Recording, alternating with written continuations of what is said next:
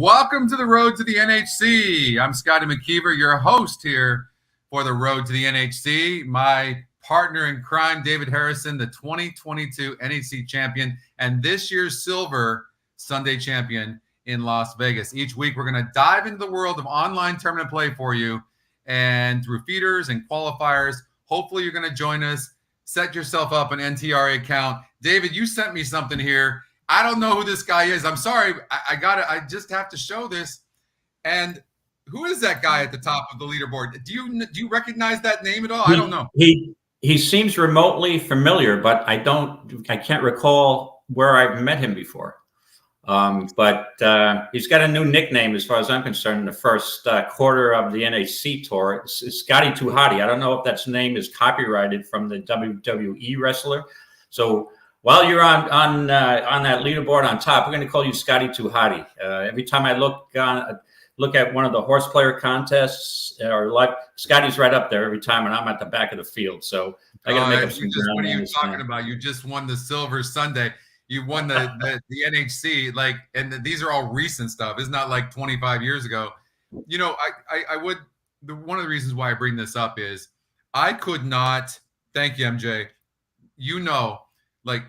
I for whatever reason, cash tournaments came easy to me pretty easily, although I'm struggling now. And I couldn't get this format of Mythical at all. And in light of what we're doing with this show, I want everyone to be encouraged. I'm just using EquinEdge. And we're going to show you some of the horses maybe you should use, how you should look at EquinEdge. You can join the NTRA for $50 a year.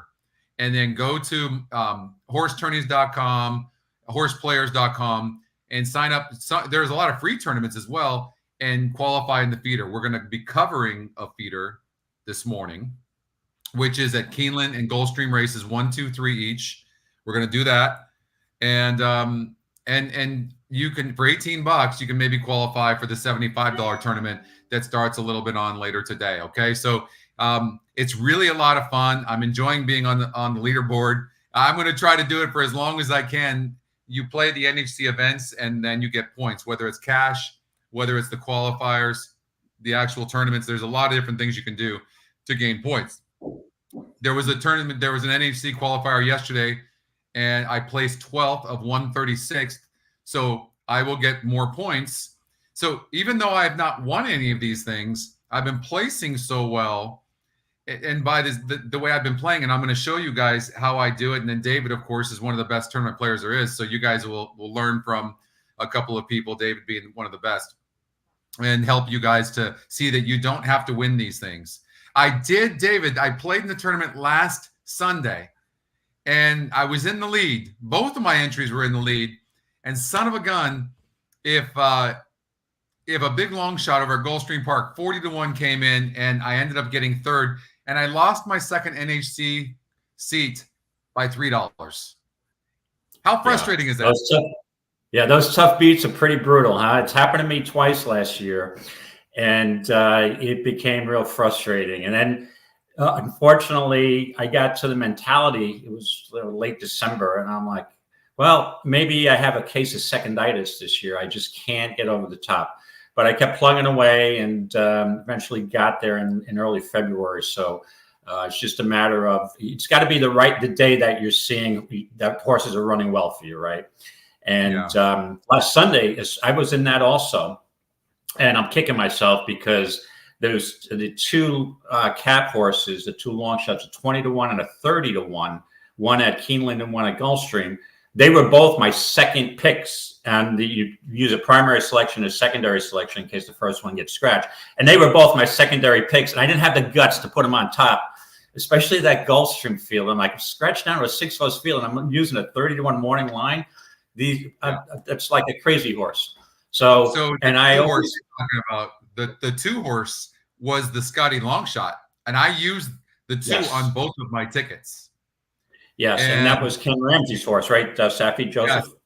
Yeah. Oh, that horse fit, but I'm being a wise guy looking for a first-time turfer who's got more ability. But that's, I stick with my strategy, and eventually, if all things break well, it works eventually, right? So, and I can take that loss and not having that 2-horse, I can brush it off pretty quickly and have no regrets. But if a horse was first time turf and went off at 12, 14, 17 to 1, and that's my angle that I like, and I don't have, then I'm kicking myself. So if you can deal with the loss and don't have any regrets, it's even better. So well, I think what the mindset is that we know that long shots don't win a lot of the time. So our mindset seems to favor playing the shorter price horses.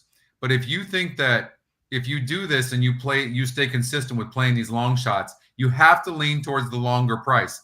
If you like a couple of horses and maybe you like the one that's 5 to 1 on the morning line a little bit better than the one that's 20 to 1 on the morning line, you need to play the 20 to 1. If you think that 20 to 1 has a shot, you have to play that horse. And you're going to hit a few of those. Think about how many horses you have to hit that go off at 4 to 1 in comparison to getting just one at 20 to 1. And that's the mindset you have to have. Now, I'm not in favor, David. I don't know about you. I'm not in favor of just throwing crazy bombs out there like some people do. I don't think you're going to have longevity in doing this if you do it that way. But if you legitimately think a horse can run good, that's a good price. You have to use it. Right. And I think I brought this up before, Scotty. I just don't use a crazy long shot, crazy horse. I'll do it once a day. I can basically a throwaway bet. It is a crazy horse. But that being said, there's an angle why I like the crazy horse, right? Even though it ran 8th in his last 3 starts, is there potential for this horse to improve? If I don't see any the potential or have any angle, then I won't play it. But again, it's hard if you look today in the qualifiers, 10 races, and what's the winning score is going to be how many points? Probably in the low 100s, 100 to 110. I was going to say probably about 110, 105. The card looks tough. Right. There could be some long shots, so you might see a few higher scores, but I'd say probably 105, 110. Yes, so that means if you want to be, if you want to play logical horses the entire card that you think it's going to be pretty chalky, in order to get to that number, you're going to need to hit like 10 3 to 1 shots in a row, and that's going to be impossible. I mean, nobody does that. And again, you could have a great day and be wheeling away playing 3 to 1s, 5 to 2s, 2 to 1s, 7 to 2s. For your regular bankroll, but these contests sometimes you'll get some horse you're like, how the hell did that work? You get a $20 horse running second, it was a 30 to 1 shot. So a lot of cases, if the horses are too low in odds, I'll just say, hey, listen, this horse could run third, second, and he's going to be 30 to 1. I'd rather have him than a 3 to 5 shot, hoping the 3 to 5 wins and my 30 to 1 shot runs second. I'm getting a lot more for place money rather than win place combo on the big favorite. Exactly. So it's looking still looking for value. We're going to show you guys, maybe some of the races and what to look for, some of the horses and what you should look for in these horses. Now, David mentioned improving horses. We're going to find some horses here and we'll show you what that means. It could be horses that are moving up in GSR, so you can expect improvement. It could be the horses are dropping in SOR, which is our class number, meaning it's facing easier competition. It could be the win percentage going up from the prior race to the current race, or maybe even 2 races in a row where the win percentage is going up and the performance is getting better. That's an improving horse. So it's things like that we're looking for, especially with horses that haven't had many races in their lifetime, right? So because these kind of horses, especially younger horses, can improve dramatically. And also horses come in and out of form, so you have to kind of watch for that and go, is this horse, I know it was really bad here, but all of a sudden I'm seeing 2 improved performances, and maybe you can make a case for that. So big shout out. What's up, Michael? Bluegrass Dan, Willie, what up? Wiz, how are you, Wiz? David in the house, Tony in the house, John, MJ. Good to see you guys, Oldie and Kent and Joe and Steve. Buffalo Mike, Scott Free. What's up, John? Bob's in the house. What up, Jeff? Jeff Soto in the house. Oh, these are people that have been with us, David, for a long, long time and supporting. And have you seen the stretch run show and the numbers, the stretch run, like Oldie and Justin and Chris, what they're doing? I mean, 2 weeks ago, they had a show that had 15,000 views on YouTube alone. And so people are starting to take notice of the site and new things. And by the way, really good news too.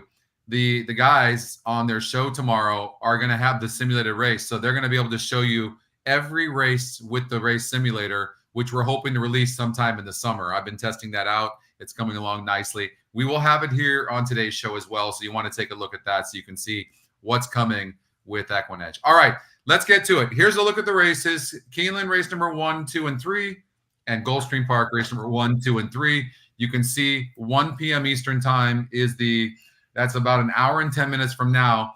And it's a pick and pray, which means if you're new to this game, you have to have all these 6 plays in ahead of time before the very first race goes off. And so that's what we're going to do. So we're going to go to that race number 1. Let's check that out. Race number 1 here at Keeneland. And we've got the simulated race. David, I'm just going to run the race. What I'm going to do is I'm going to sort the top pace number at the top. So it looks like the 8's probably the fastest horse, and maybe by a long shot. Let's see if it can go gate to wire on the lead. Let's take a look.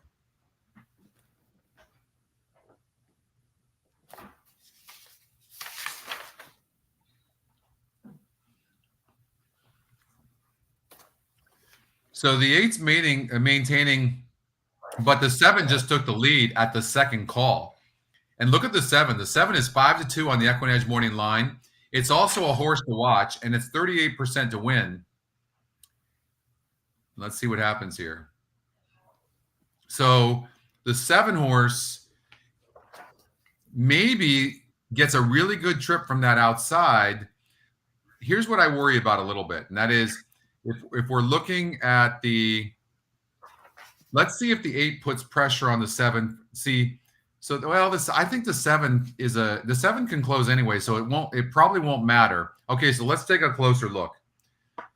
So the GSR, this horse comes in from Turfway Park, gets off of the synthetic. The GSR goes up on the dirt. Win percentage goes up.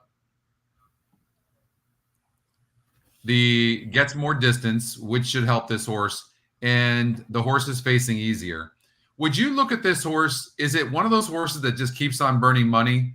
Although we get Tyler Gaffalione jumping aboard, whose win percentage has dropped a bit to 15%. But what do you think of this horse? Just a horse that's just burning a lot of money, or do you give this horse a big look? Yeah, in this race, unfortunately, Scotty, this race, in my opinion, got ruined by the 3 late scratches, the 2, the 3, and the 5. I thought the 2 was a huge contender here, and I thought it was a 3-horse race. With the scratches, to me, it looks like a 1-horse race. The reason I don't really love the 7 is this horse, she's been in this condition for a while, maiden 30s, right? 1, 2, 3. So 5 times she's tried to break her maiden at a 30 claimer, and is basically just run evenly every time. I don't see any improvement. I don't see any incremental improvement. The last 4 races were a turfway, and now you're getting a switch over from synthetic to the dirt. So that's an angle against her. You could say, well, she ran at Churchill 7 furlongs over the dirt. She had some speed and then kind of packed it in at 7. This is 7. I don't like that. If you pack it in once at 7 on the dirt, you're probably going to pack it in again. And I just think with the scratches, I know I'm a value player, but in this case, this race just seems so obvious to me that this 8 is just a wire job or stalking off the 7 and winning this race rather easily. Yeah, so I like the 8 over the 7 here. The reason is this horse ran a decent. If this horse runs back to its January 6th race at Fairgrounds, that's the winning move. That's the best race out of all these horses in this race, and the scratches kind of decimated the field. Stretched out after that race to two turn races on both on-off tracks. So to me, I can throw those races out because it looks like we're getting a fast track. So back to a fast track, back to a better distance. This horse may not have wanted to go 2 turns, and it's all go for me. I'm all over this horse. If I actually already put my feeder plays in, and both tickets I use the 8 here. Yep. So here's what I see with the 8. I love the post. Not that it matters that the horse is going to have the lead, but I think this horse can rate some. So if the jockey decides to just sit a little bit, that's not a bad strategy actually, because it maybe save a little bit for the end. So I think the 8 gets a good trip, but let's talk about that. So here on 1-6, like you talked about at Fairgrounds, That was a 42 group. Today's a 42 group. Was only 11%. The GSR is the same. Got a second place finish. Today it's 30. He's 37%. She's 37%. In the next race, the horse goes to a 50 SOR. That matters. That's a stronger field. The win percentage goes down a little bit and still runs a decent race. What I like to see is the stretch. You see that?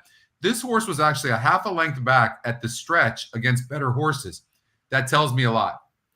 Then faces tougher than today against a 48 group and draws the rail. Okay. And did not have a good trip, was still 6.5 lengths at the stretch. And then the jockey's like, hey, you know what?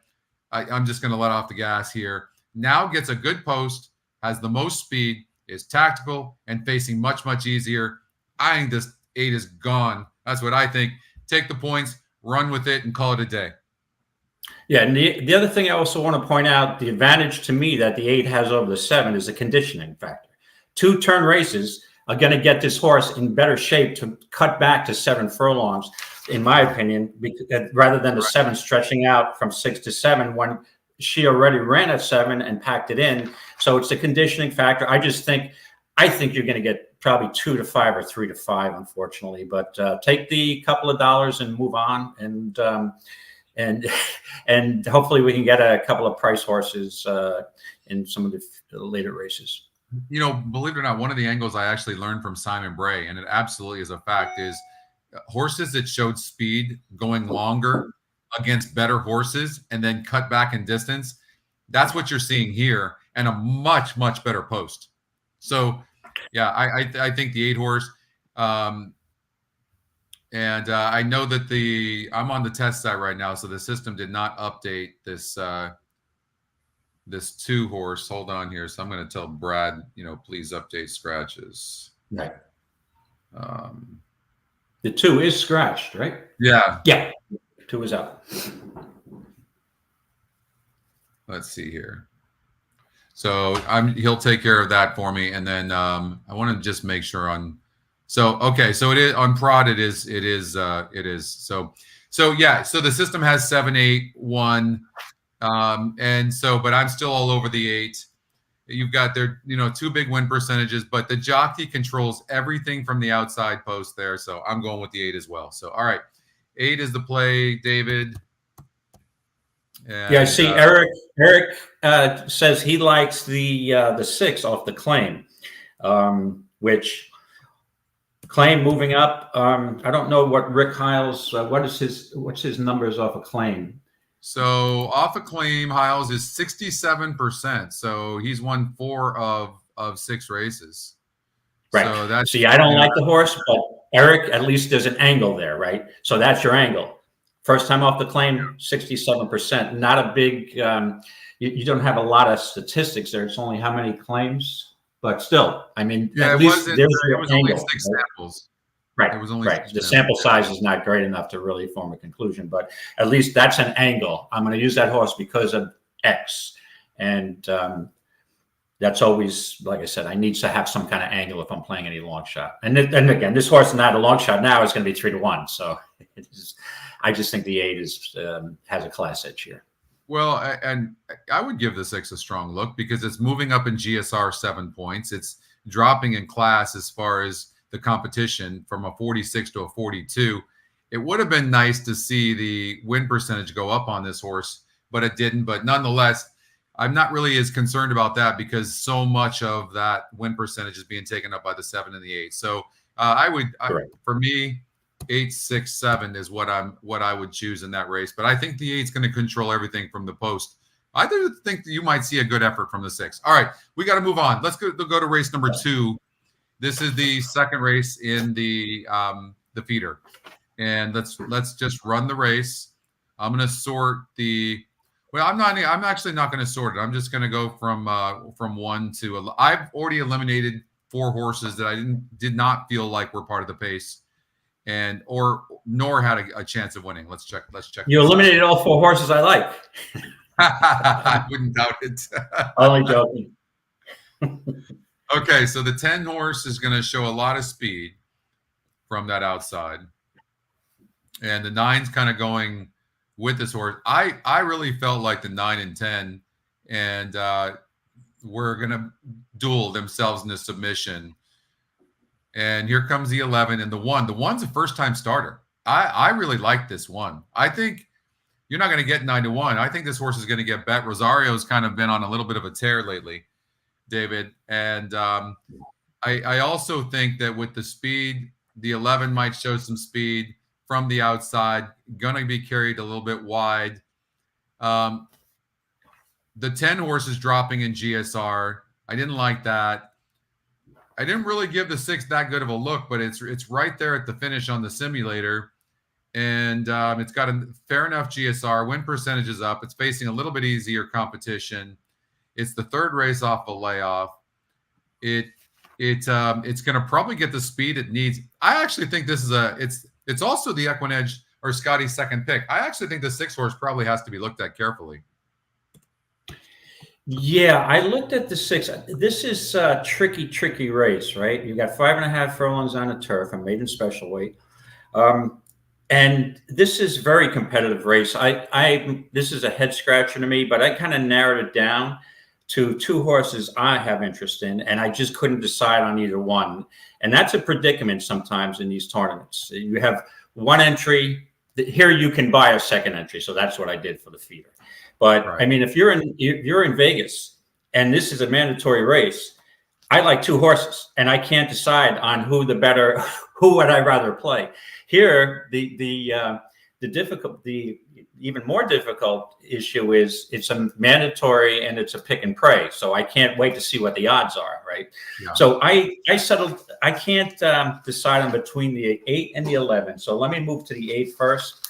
The reason I like this horse is this horse had an extended layoff from May 21st of last year to March 7th at Fairgrounds. Comes back first-time turf on a yielding course and ran a good 2nd.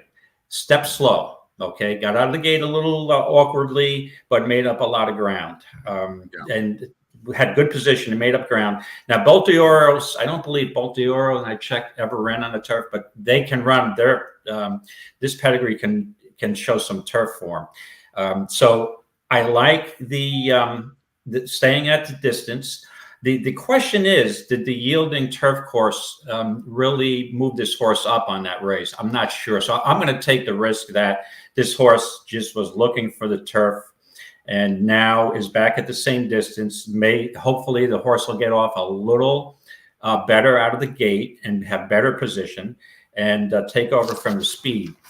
Then I had the other horse I looked at is 11, Cowboy Cash, Speightstown. Colt. I love the workout on April 14th. Lasix on, first time turf, and that's just one of my angles. And now Dutrow has won a race at the meet. He picks up Pratt, which is a good sign. So that's a go move for me. The other horse I wanted to mention, Scotty, that I think is definitely in the mix, and if I wanted to box a triple in this race, I would use, and that's the 10, Don Corleone. This horse has been racing evenly, have some pretty fast races on the dirt, had the 1 turf start at Santa Anita at 6 furlongs, stalked the pace and kind of just packed it in. But that maiden special weight might be just as competitive, or the quality of the horses in that race might be similar to this race. So that's the only other horse I wanted to give a mention to. So for me, it's 8 on one ticket, 11 on the other, and squeeze the 10 out and maybe just play a triple box along the way somewhere. All right. So yeah, I definitely struggled with this race. I think your 8 horses is extremely live. And Eric made a point that in race number 1, you got Torres, and race number 1 with the horse you like was Stahl and Torres. So maybe they hit the daily double. Hopefully these horses, when they're making a move, they don't stall coming down the stretch. So I'm on the also train in the early double here. Always a dangerous thing. Yeah. So now this is an interesting horse as well. The Monsieur Candy. This horse ran a really good race. It can rate, and it needed the race. Alonzo is only 7% with first race horses off a layoff, and then and now we have a new trainer. So it's an interesting look. I was interested because the Scotty Longshot had this horse, and I didn't think anybody was all that great in there. The 11's going to be wide. I don't think that's a great post position for that horse, knowing that Dutch Rose 16% was second time out horses, 14% first time out. So usually these horses improve a little bit. The GSR goes up, the win percentage goes up, and it's facing easier competition. The 11's probably the horse to beat, and it's got an adjusted E morning line 4-1. It's the second top win percentage. So you're taking the top 2 win percentage horses for sure. I think the 11's gonna go off as the favorite. So I'm trying to, if I'm trying to get a price, maybe the one on the rail could surprise. These workouts are pretty nice. I mean, look at these workouts. 2 of 30 here on March 4th. You've 3 of 38. I mean, this horse is working nicely, and I mean the pattern is pretty nice as well. I mean, this horse hasn't really missed a beat at all. So I think and Paulo Lobo's 25% with first time starters. So it looks on paper like a wide open race. So a race can I tell you, in a race like this, is great as our win percentages are, I'm not even looking at the win percentage at all. Like, it's not something I would even look at. But I think the one horse is a horse you might want to take a strong look at.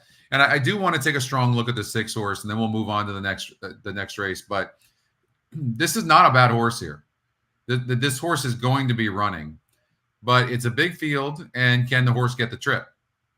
That's what I would be worried about. But they're really, in my mind, this horse is going to finish. And what I like, and I'll tell you why I say that, was facing much too tough. Remember, we're talking about trying to find horses that are on the improve. To me, the way this horse finished last time out, first time on the turf, I just think this is what this horse wants. And it clearly had some issues. It had a layoff after its first race. It probably needed the last race. It ran only 5.5 lengths back to the stretch in that first race, back off the long layoff, and then comes back on the turf. The GSR goes up, faces a little bit easier competition, and look what it does. And today, the competition gets even a little bit easier. I think this 6 horse can run a good race, and I like the fact that it's the Scotty's second pick as well. So at 8-1 on the odds makers morning line, maybe if the 6 wins, you're gonna get an entry into the qualifier today.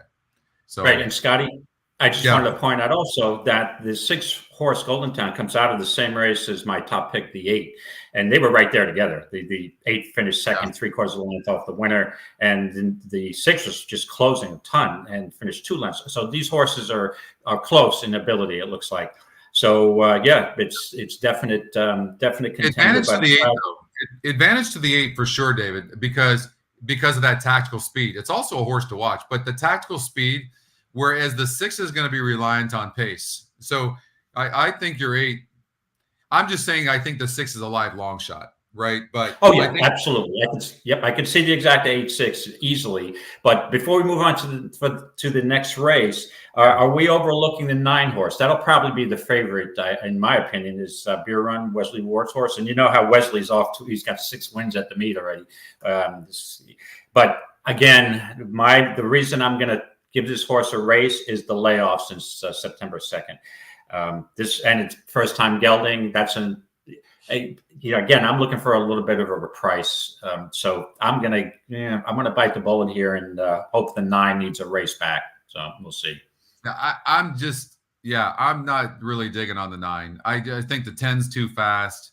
I think that the 11's going to be on the outside pressing. The 5 horse is right there going to be pressing. So no, and that's one of the reasons why I kind of like the 6 horse. The more I'm looking at this, like I'm gonna if I was playing the feeder, I would be, for me, I'm using the 1 and 6, knowing that the 8 and 11 are dangerous. So 1, 6, 8, or 11 is going to win this race. I believe that. Yeah. Okay. So, all right, race number 3. Let's see here. Yeah, if you're playing a horizontal bet like a pick 5 or something, I think if you use those 4 horses, you've got a really good shot. Okay. So we've been relegated to 5 horses here. I eliminated the 3. I'll put the 3 back here, but the 3 doesn't look likely.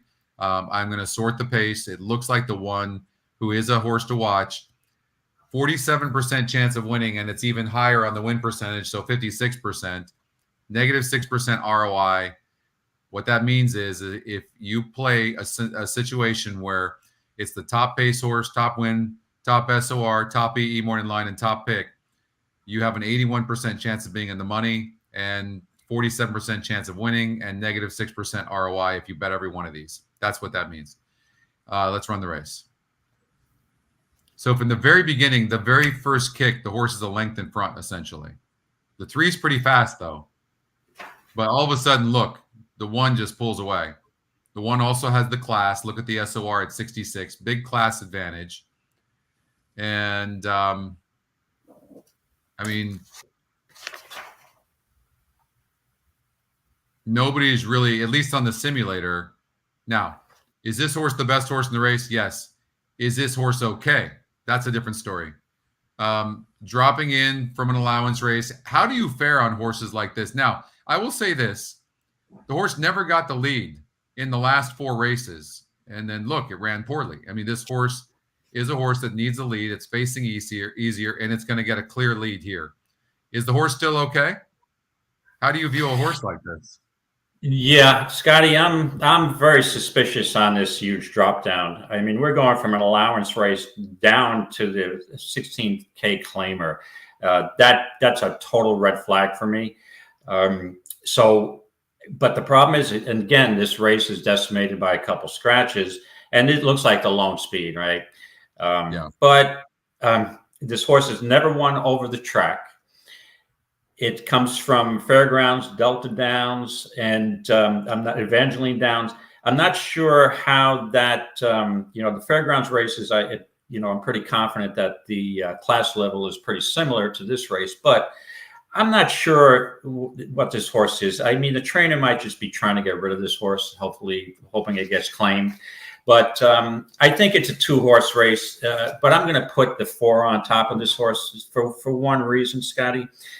This horse did run a bang-up second over this course back on April 23rd. If you scroll down, so this horse ran a nice second at 5.5 to 1 in a $25,000 claimer. It's the last couple of races at Turfway. It's like 5 races off a layoff. Won the last time for 16K at Turfway quite easily. And then moved back up to the 25 level. Now drops back down. Had a second over this track last year. That's good enough for me. It's 4 on both of my tickets. So when I look at this horse as well, I think this horse is going to run a good race. That was not a bad race last time out. Faced a similar group. Was only 5% chance of winning. There was 11 other horses in the race. Had an inside trip and only lost by a length. A little bit over a length. Right. That's a good effort. That appears to have been a contested pace too. Yes. If I look at a time here, they went the half in 45 and 3, wow, 3/4 in 58, compared to the prior race, which was 47 and 111 and 2. Now the track might have been a little slow, but yeah, this horse she had all right to get a little tired there chasing that pace. So yeah, Here's I think this horse for me. I do think there's a couple of negatives if we're looking at that, and that is this. This horse needs to be near the pace. That's its running style, and the 1 is way too fast for this horse. 1. 2, the GSR drops. So I'm thinking the 1's getting the lead. 4 is going to chase. You can see the big red arrow down there. No chance. No chance. So the 4 has no chance. No chance. Okay. Okay. So what I'm thinking is the 1's going gate to wire. 3 is going to peter out. 4 is going to peter out. Boom, boom. And then you've got a really good exacta here. 1, 2. That's it. Okay, Scotty. Well, the 2's got a shot. Another drop down from 25K Turfway down into 16. But all I see here is synthetic and turf, right? Has this horse had any other starts? Synthetic 14, turf 7. 2 starts on the dirt, and did not fare very well, but that was around the hook over at Los Alamitos at night. That's just pure speed.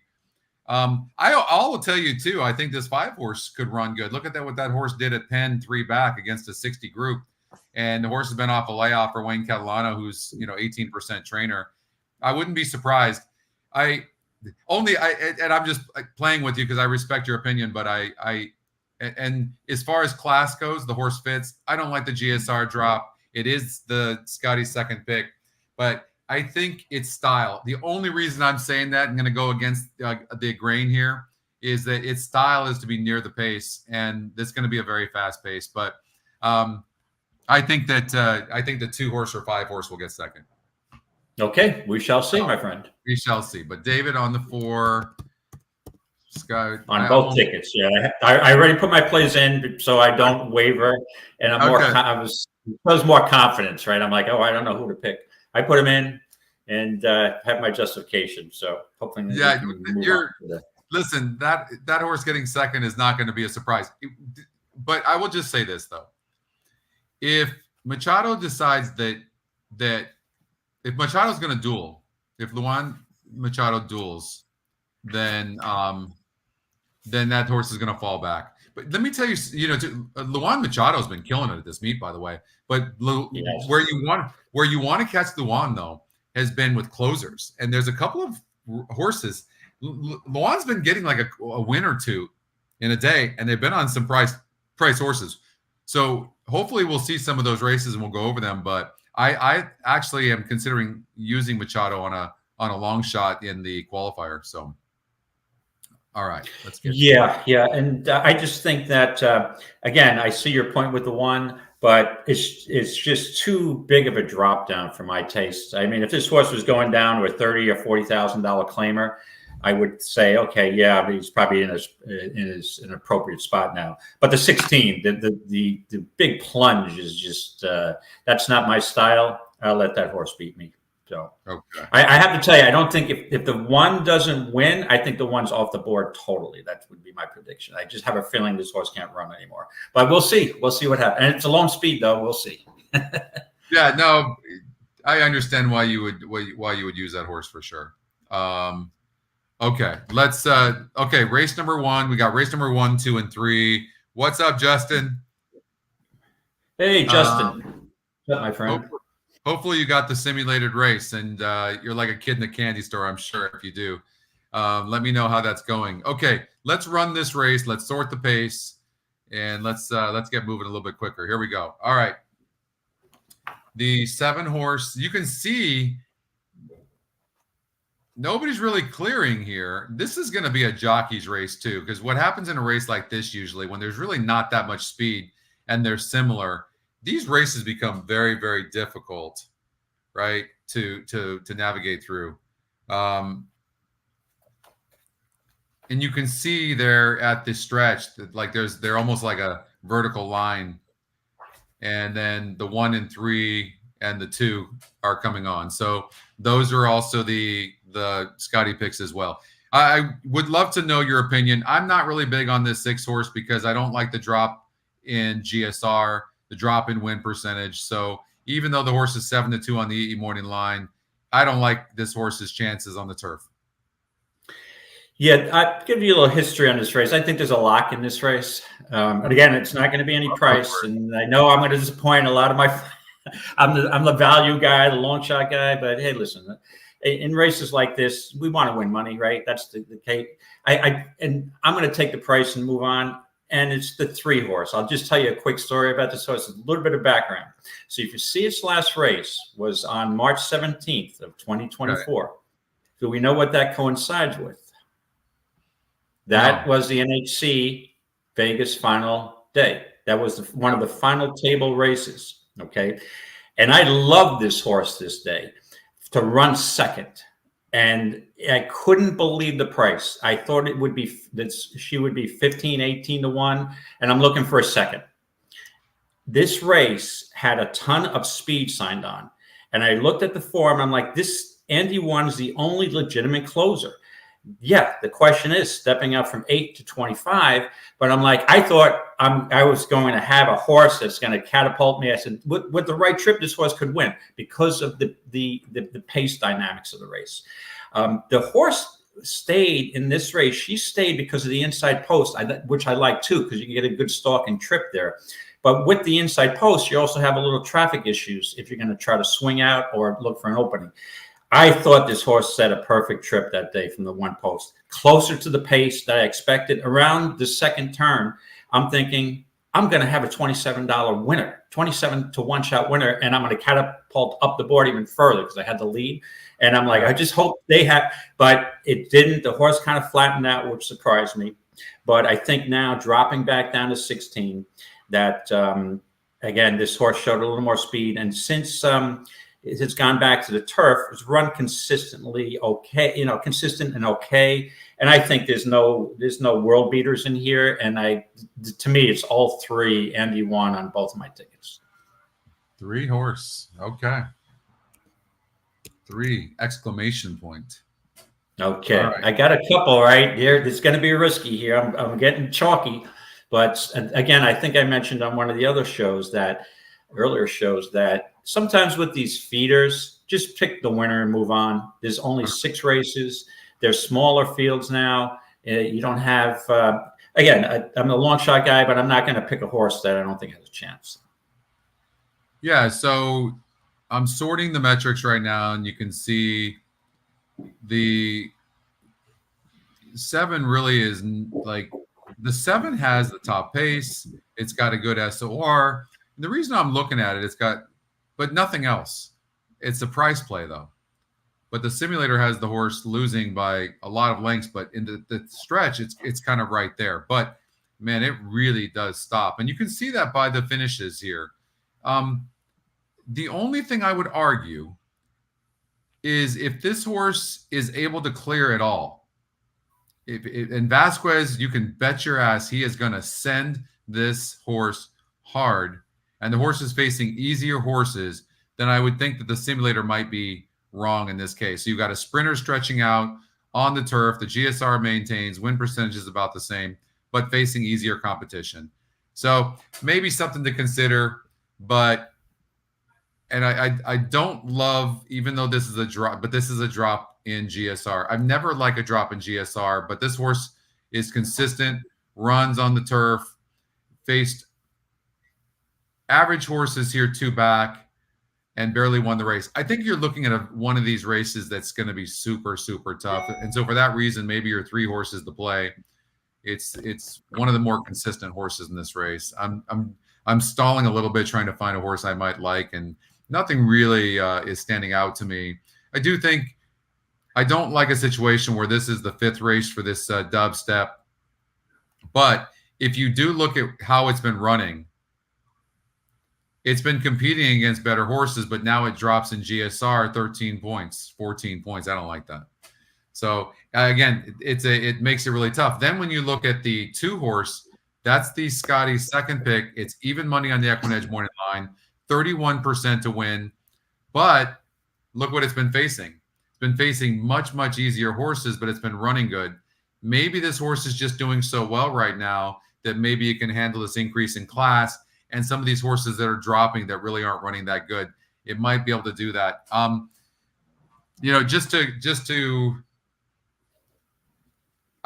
would probably take the 2 horse. I think you're looking at a 2-3. 2-3. Yeah, I looked at the 2, Scotty.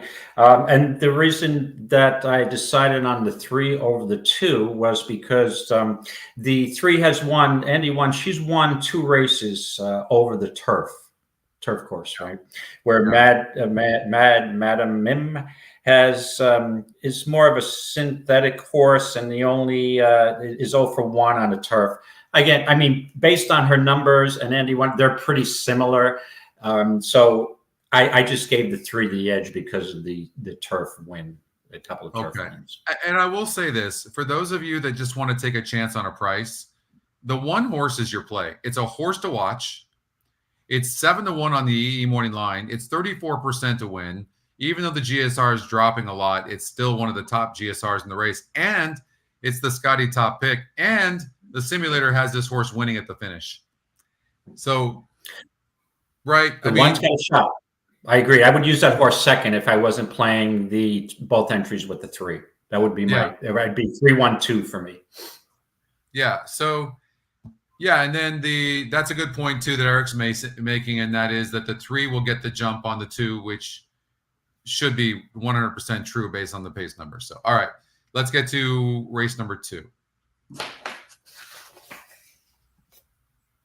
We have a horse to watch in the 10. That's 30% to win. It's 28% on the win percentage, -2% ROI, which is great. And then in the money, 68% of the time. And it's also EquinEdge's second pick. It's the top win percentage. It's the top pace. I'm going to eliminate these horses that aren't likely. They're not part of the pace, and they're low. So let's eliminate them. And then we were sorted by the pace number at the top. Let's go. The rail is out. Thank you for that, Dan. The rail is out 45 feet. That's important to know as far as the turf course. So the 10's in the lead from the very beginning. It has all the credentials to go gate to wire here, evidently. Look at that. Here comes, wow. Well, here comes the 2, who's 8-5, top EquinEdge pick. So 2 is going to win the race. 2, 10, and 7. Clearly, the Scotty long shot, that's 20% to win, is the horse you have to play. I mean, this is the scenario we're talking about. You have to take the price horse. And who looks like the best price horse? It's either going to be the 4 or it's going to be the 7. Right? So let's take a look at the 4 real quick. Its style is to be near the pace. There's already some speed. It doesn't exactly have really any class, and it seems to stop, and it doesn't have much heart. So I would lean against the 4 personally. The 7 horse is another that seems to need to be near the lead, and I don't like that at all. There's an old saying that speed kills speed. So the 10 is the best of the speed horses, and the 2 is the best closer. I think you're looking at chalk. What do you think? Oh, you eliminated all my horses. You knew it was too hard for me to resist. I was too chalky. So now here we go. Bombs away. We've got a 5 furlong race on a Tapeta, 12-5 claimer. Right. This is bottom of the barrel. I see Jose is talking about sometimes you need to pick chalk and forget about value. Well, this one I'm looking for value, and this is crazy horse time, I think, because I've seen some strange results on this Tapeta track where you just can't figure out day to day how the track plays. Normally, I guess the rule of thumb has been if there's a lot of moisture in the track, if it's been raining or it's raining that day or it's rained heavily, it's very, very speed favoring. But I know it's kind of dry there in Florida. It's at 90 degrees today. I think I'm looking for a crazy result in this race. I don't like anybody personally. And when I look at a race and I'm like, I don't like anybody, this is basically, can I make justification for a crazy horse? Well, I got 2 for you guys. Okay. All right. So we're going to go to the 5 horse number 1. I think that this horse is not going to be a crazy horse, but you'll get 10, 12, 13 to 1, I think, in this field. On the 5 horse, we're talking about bullet on target. We're talking about bullet on target, correct? Bullet on target. Yeah, bullet on target now. Debuted at on the Tapeta on March 7th, right? And had a bump start. So to me, first race is an education. You throw that race right out the window. Drops down to a 12-5 and switches to the dirt. The horse doesn't lift a hoof, trail throughout. Now, that's a troubled sign. However, maybe the horse likes Tapeta a little better than it likes dirt. And now blinkers on. The horse got off slow in the first race on Tapeta, blinkers on. There's my angle. So that's my number 1, some semi-crazy horse. Now I have a real crazy horse for you. So I used the 5 on one of my tickets. And then here we go. We're going down the deep. We're going down the deep end here with this horse. The other horse I'm using on my second ticket is the 8. I tried selling her. This horse is 0 for 10, 0 for 3 on the Tapeta. But I just have a feeling that this horse may be better closing in a sprint. Now, it's only 5 furlongs. I know it seems rather logical. This horse has little speed. You figure this horse is going to be dead last out of the gate, and this horse has no chance.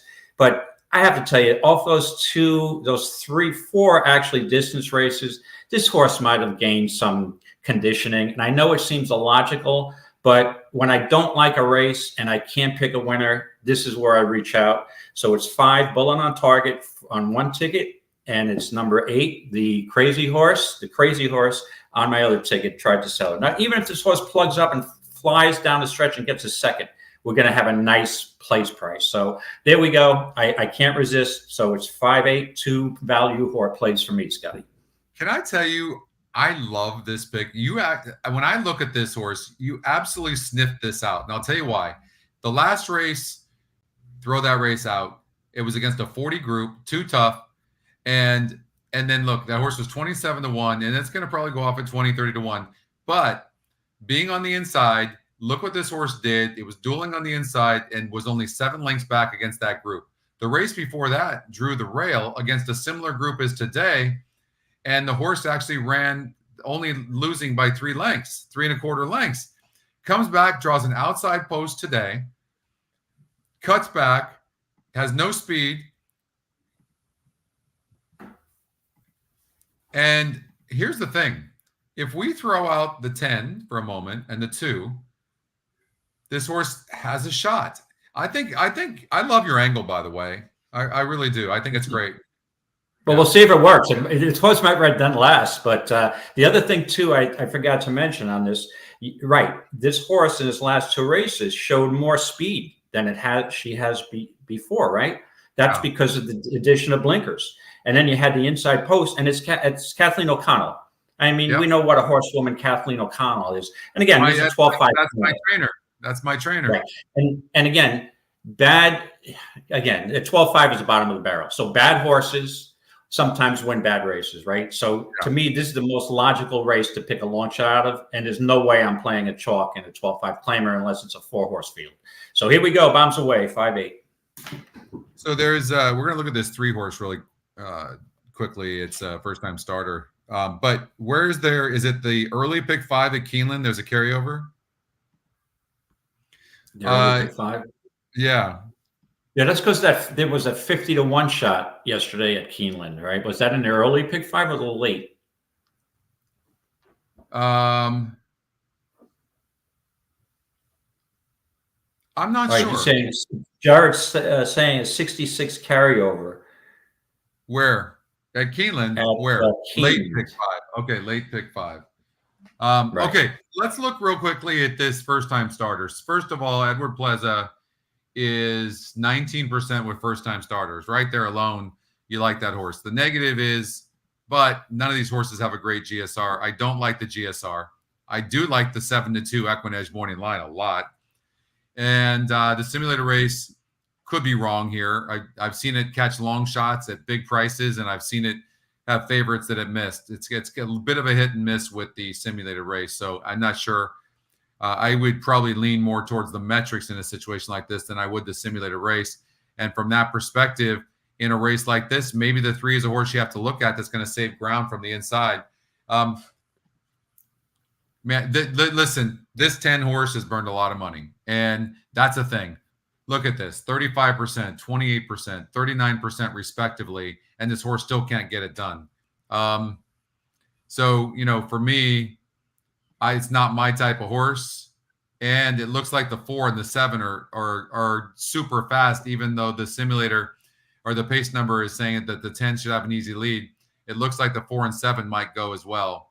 And the 7 probably has some substance because it's an EquinEdge long shot. I think I'm going to watch what I'm going to do.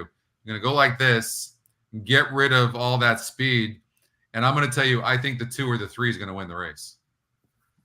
2 or 3. Yeah, I like the 3 a little bit, but again, first time starter entering for a 12-5. Now, Plesa can fire first time out, but I just thought there were angles for a little better price here. All right, understand why you do it. I mean, if you get one of those horses, then you're going to qualify for the qualifier. You would think so. You hope so. You would, right? Yeah, exactly.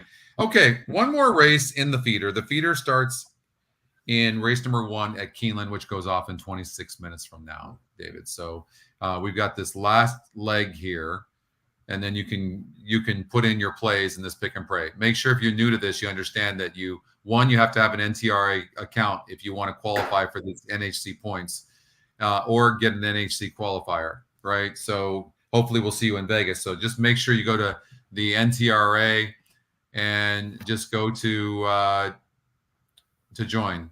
Click here and to join the tour. Where is it? Anyways, somewhere around here. Where is that? Join. It should be right up there on the top, right? Right? Should be on the top. I don't know. Anyways, if you go, here we go. There we go. So you can sign up for $50 a year, or you can sign up for $75 a year, but you get $30 in credit towards the horse players or horse tourneys. So it's easy to do. You want to do that, and then there we are. How are you? Also, Scotty, I wanted to point out too, if you join the tour, there's a freebie on Sunday. It's one of the NTRA's free contests. So the NHC, right. There's 3:30. So Sunday, make sure you enter because it's a free roll. Now there'll be thousands of people in these free roll contests, but the way that I look at it, it's 4 or 5 seats. It's 5 seats or 4 on Sunday. But either case, I mean, you're looking at probably ballparking at 400 or 500 to 1 to win. And you would think, that's impossible. But just you make sure you throw tickets like a lottery ticket to look at. But when you look at, a friend of mine pointed out a good statistic, and he's like, well, why do you think the freebies are so difficult? I'm like, well, you've got like 1,900, 2,000 people in it, and you're trying to get one of the seats. Yeah, you have to have a great day. But he says, you did that. When you won the NHC, you basically hit 600 to 1 odds. I'm like, yeah, you know what? You got a point. It's just, but yeah, I mean, it's one day and it's all mandatory races. It's more difficult because again, there's might be 3 or 4 or 5 races in that sequence where, as a horse player, you'd say, I wouldn't play any of those races. So make sure you get it in, because 5 people, 4 or 5, you'll either have 4 or 5 people getting seats, and it'll be free. So there's no risk, no reward, right? Well, I think when you won the NHC a few years ago, your confidence level was so high, like you stuck with your guns, like whatever you liked, you went with, and you didn't second guess it. And I think that's critical. I think you can't worry. What happens is we'll look at the odds makers morning line or the EquinEdge morning line, these types of things. I remember when I first got in this game, this is a true story. It's embarrassing to be honest with you, but when I first got in this game, I would handicap for 10 hours. I would study my ass off, and I would get to the track, drive to the track. I remember going down to Del Mar, and then everyone knew me as a player, and so I would walk through the track, and then somebody would come up to me and say that didn't even handicap and just say, "I heard this horse can't lose in race number 3, but I love the 5." You know what's coming next. I mean, do you think I bet my 5 that I studied all night long on? No, right? So. The point is that we get influenced too much. I don't get influenced at all anymore like that. It doesn't. Yeah, I'm so glad you brought that up, Scotty, because one of the things I struggled with in the past at tournaments, live money tournaments, was going to a live money tournament or even playing online live money and listening to the prattle of each racetrack analyst before. And I'm like, geez, I know he loves his 5 horses 8 to 1. And getting influenced by somebody who I respect, or usually our picks and our handicapping strategy and are kind of the same, very similar. So you're like, wow, did I miss something? But I've learned that, I've been playing this game long enough that now I have a confidence level that I don't care what anybody else thinks, that it's at the racetrack, they might have an advantage. But sometimes these races get overanalyzed.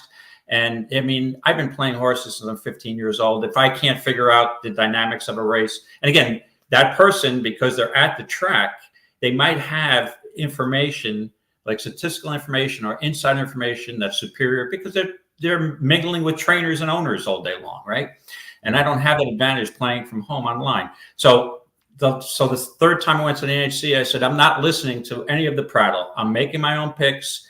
And, at the table dynamics, we give everybody, most guys discuss who they like or who they don't think has a chance. But yeah, that I'll listen to, but I'm not listening to the track analyst because I think that throws me off. And I get it. The other thing you have to consider is, yes, sometimes somebody gets hot, but then they don't. You're going to have your times where you're hot. And so you're not going to win every NHC event. No. So you want to be on the right side of it. You don't want to always be on the wrong side of it because you keep on changing your mind and switching and things like that. So just play your game, put in your picks, stay confident, keep the same routine that you do. Make sure there's some price horses in there. Don't just keep using favorites. You won't win these things. Not these qualifiers. No. And again, the 2-win place mythical makes the level playing field, right? You can't go in and all in on an 8-to-1 shot that you love. So, and you got to play races that you're not sure. And I've seen some just very curious things happen in some races that I'm like, then that to the 12-5 maiden, it looks like a race that could be just like, how that horse win? So you're just looking to get an idea which races can possibly yield long shots. That's what. One of the ways you can do that as well, you guys, is that when you look at the past performances of a horse, the favorites in particular, and they have been the favorite 2 or 3 times, and they keep on losing. Those are the ones. Just play against them. Don't fear them winning. Well, what if they win? Who gives a shit? Because if they do win and everybody use them, they're not going to get many points anyways. But if a 10-to-1 or a 15-to-1 shot wins, you're out of the tournament. Right. And then if you played a bunch of favorites or small priced horses later on in the cards, in the races, then you have no chance of catching that person. But at least you have a fighting chance when you go and look and go, okay, there's 7 more races left in this qualifier. And I've, 4 of those, I've taken some prices. I've got a shot still. That's the mindset you have to have. Right. And again, don't let trends affect your judgment, because you might play a Friday tournament as a qualifier and it'll be mostly chalk, right? And you're like, I reached out for too many long shots and it came all chalky. So this week, this Friday, I'm playing, more conservatively. And then you'll find out, then you'll see a 50-to-1 shot winning a 7-horse field and like, geez. And 6 guys have it and you're out. And you're like, well, that's called horse racing, right? It's a game of chance. And sometimes weird stuff happens. And I'm looking for chaos sometimes. And that's sometimes what you have to look at. It's the qualifying. If I'm on a live money tournament, and it's cash out of my pocket, I might not look for chaos. I might look for something logical that's more like 8 or 12-to-1 rather than 20 or 30 or 40-to-1. But it's win place mythical. So I'm figuring if it's mythical win place, if I lost, it was only a mythical loss. So right. By the way, it's not getting any more out of your pocket. It's the same entry fee, right? John, thank you for that. Everybody, don't forget to please like the show if you don't mind. It helps the channel, and we appreciate it. We want to continue to bring you the content. We've got a lot more shows and ideas that we want to bring to you guys. And there's been a lot of talk about the EquinEdge community of late from a lot of top people in horse racing. Just so you know, I've been hearing the banter back and forth. It's been really, really nice. So people are taking notice, and that only helps our horse racing community. So please like the show and comment. It's great, and the people are taking notice. And a lot of that has to do with what Oldie and Chris and Justin are doing on their show, The Stretch Run. That's every Saturday. That's tomorrow. So check that out tomorrow. Oldie or Chris, what time is your show tomorrow? I think I saw an email come through, but maybe we can give that a plug. But anyways, it makes a difference when you click that like button. That's if you like the content. Okay. We've got race number 3. Don't forget Keeneland race number 1. That's the beginning of this feeder. So have to have your plays in. Okay, I'm going to run this race. Okay, David, let's see what happens here. I'm going to sort by the pace. It looks like the 3 and the 1 are very fast, and they've got big win percentage numbers. But look at this. They're not the Scotty picks. Let's take a look. What's up, Vic, my man? It's been a while, brother. I hope you're doing well. I love your stuff on Twitter. Vic's just a cool dude.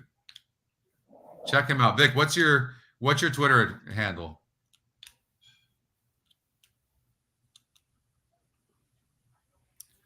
We've got to really, like, the community is amazing, but we need to, like, grab some new people. You can, by the way, you guys can sign up, go to the VIP Facebook group as well.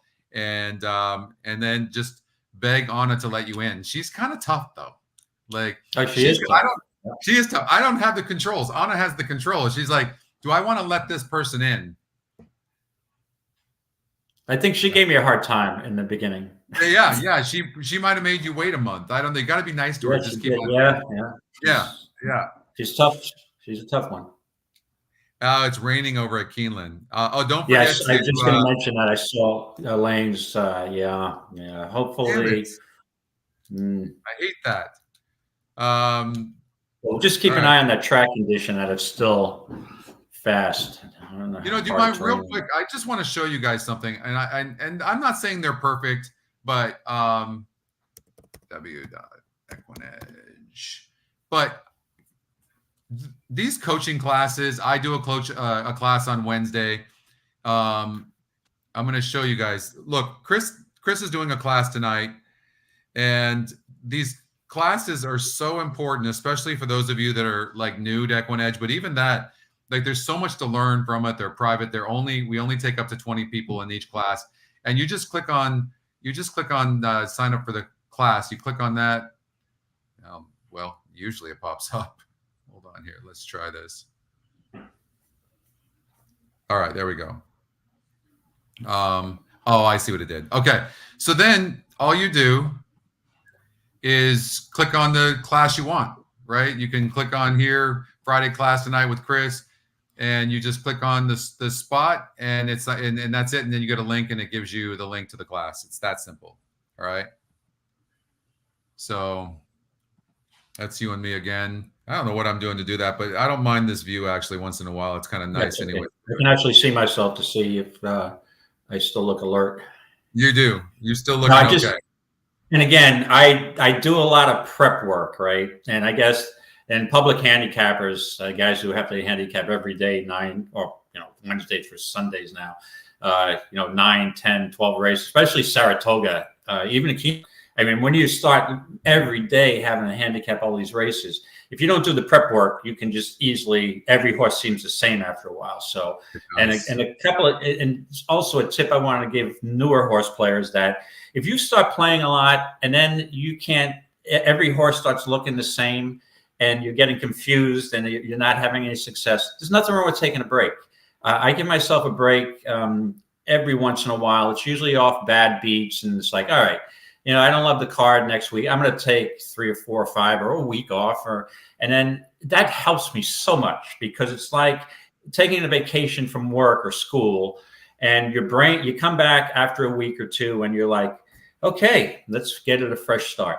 And that helped me at my first NHC 2022. That's exactly what I did. I took a 2.5 week break before, because I'm better fresh. I need, like, some horses are better off a layoff. I'm much better off a slight layoff, a couple of weeks, not a couple of.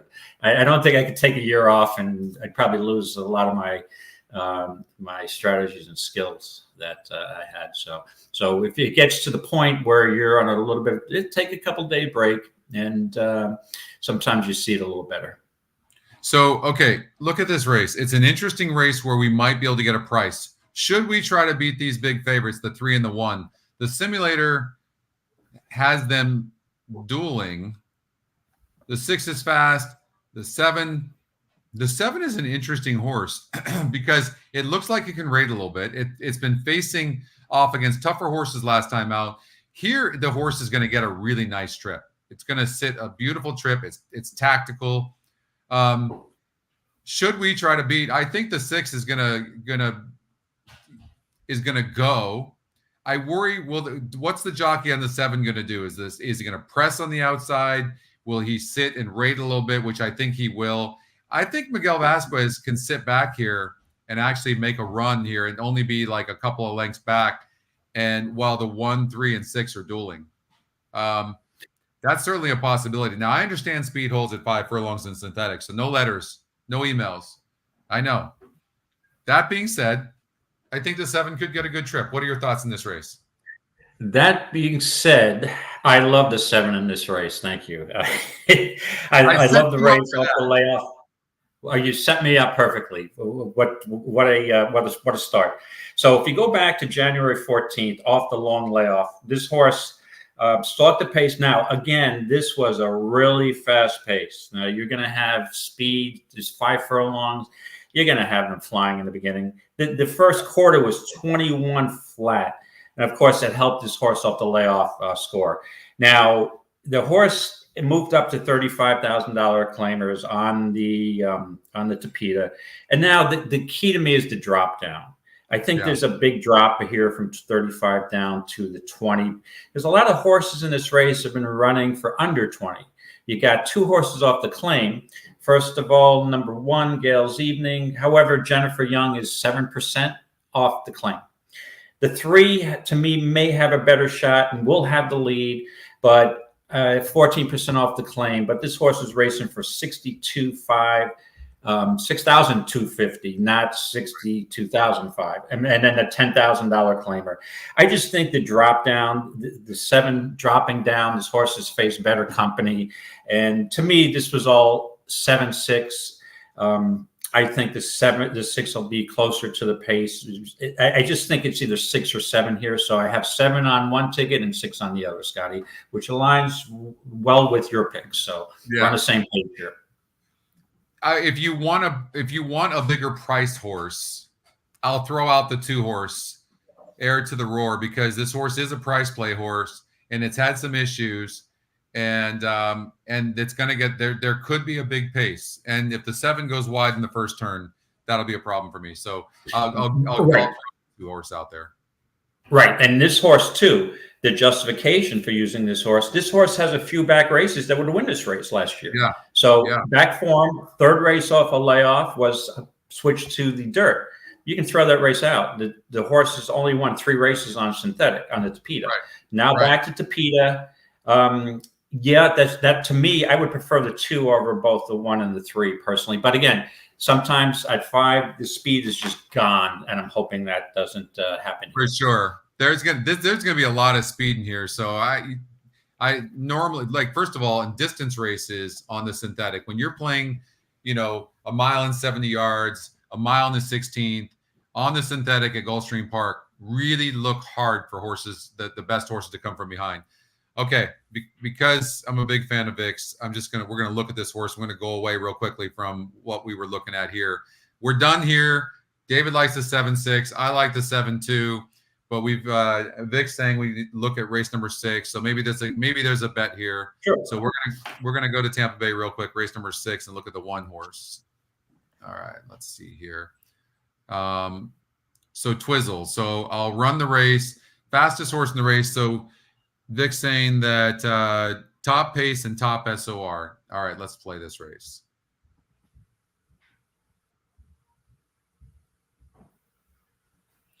Now, unfortunately, the 4 horses got a lot of class in this race, and it's putting a lot of pressure on the 1, and now the 1 just dropped back big time, Vic. I think that the problem what you see with a lot of races like this is that the favorite is just going to be possibly dominant. I mean, it has this 4 horse winning for fun. And I think that Gaillard is going to send this horse. If he doesn't send, then the 1's going to be possibly gone. The other thing is I will say this. I don't like horses losing ground against easier competition. But this horse is 19%. So it's going to be all out. And we have to look at the style of this horse. I think the 1 will last a little bit, actually. The 4 horse, the jockey can probably rate a little bit, and maybe if he tries. But Camacho's pretty aggressive. Maybe those 2 horses duel. Watch what we can do. We go like this, and then the EquinEdge second pick, the 3 horse, gets up there. It's moving up in GSR. See how fast we can do that? I'm going to say that the 3 horse Sofster off the might get up for a piece at a price. So right, and one thing I'll point out by just looking quickly at the 1. Vic, is that this horse is won on a sloppy track, right? Wire to wire. So speed might have been carrying that day, and then moved up. It's the same class, optional 25K claimer. 6.5 furlongs didn't really bump right there. There's an excuse. So, I mean, the horse has a shot. My concern would be it's a 7 furlong distance, and the 4 has won at 7. So I'm not sure if, and again, but you would think by the breeding, Charge Indy, this horse would have no problem with 7. I can see this horse has a shot. Yeah.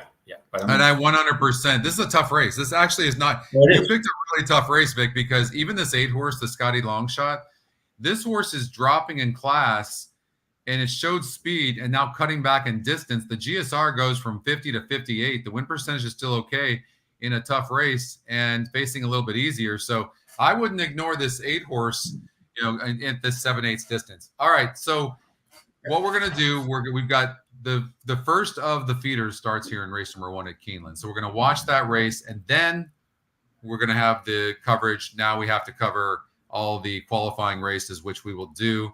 Let's take a look. Let's go here. All right, Scotty. Yes, I'm just trying to resolve. I'm just going to try while this race is going up to resolve a connection problem here. I've got a battery issue, and it's the charger for some reason doesn't seem to be charging this laptop. So I don't want to. So just give me a minute. Go ahead. Thanks. Take your time. Take your time. So David likes the 8 horse here, Greyhound Station. He thought this horse might go off at like 3 to 5. The horse is 37%. It's 4 to 5 right now. It's the Scotty second pick. By the way, in case you didn't hear us last week, we've upgraded the new picks, and they're Scotty picks. They're specific to how I handicap, and it doesn't mean that I always love what it's doing, because it's not perfect as far as what I would do, but it's close. And like in this case, I really like the 8. I'm usually choosing something that is an EquinEdge long shot. Here, let me show this screen here. I'm sorry. So, but in this case here, this horse is 4 to 5 right now. Now, let me give you the new numbers. The top Scotty pick is winning 34% of the time. One of the top 2 Scotty picks is winning 53 or 54% of the time. The Scotty long shot is winning about 14% of the time and is in the money 34% of the time. So, and I have heard that was the statistic, but I've heard that the Scotty long shot has been in the money close to 44% of the time in the last 4 days. So it's just it's an incredible algorithm that we've created. And it's just really cool. So anyways, you might want to take those picks very seriously. All right. They were at 5, right? They're incredible. They're doing so good. Let's look at Laurel 1 and see what the results at Laurel 1 were. So the 7, there we go. Right on cue. Now there was only 3 horses in the race, but it paid $16, and the Scotty long shot won race number 1 at Laurel. Excellent. Yeah, I mean, there's only 3 horses, I know, but the longest shot on the board won. Oh, right on cue again. There we go. Tampa Bay race number 1, Scotty Longshot pays $9.40. It was also a horse to watch. There you go. And the second horse was a horse to watch and a price play. They came in first and second, and the exacta paid $31 for a buck in a 6-horse field. Holy hell! I'm not sure about number 2. Yeah, good stuff. But anyways, there you go. Right on cue. So, are you back, David? Yeah, I'm going to have to, for some reason, I can't understand why the charger's not working on his laptop. So I'm going to try to make a quick switch over during this race. So let's see if I can do that. Just give me a minute. Take your time. You're fine. I just didn't want to ignore you if you were ready. So just let me know when you're back. Yeah. So, Okay. So, guys, this 8 horse looks like it's going to be tough, and they're almost to the gate. First race, scratch number 1, Bolt. Bolt on the rocks is scratched. Oh, so now we're going to get 2 to 5. Now that's what's going to happen. There is first of all, the 8's going to go off at 2 to 5 now. That's for sure. I mean, I don't know what you do in that situation. I think that even makes the 8 horse that much tougher. let's run the race and see what it looks like. The 8's already a length and a half with the first jump, gets to the first call, maintains that length and a half. Now the 7's coming on, as you can see.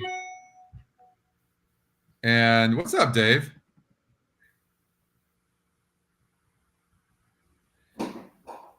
No, we were looking at the early races, Bob, at Laurel, race number 1. And then we were looking at Tampa Bay, race number 1. Both Scotty long shots won. I was talking about how accurate the Scotty picks are with the new algorithm. So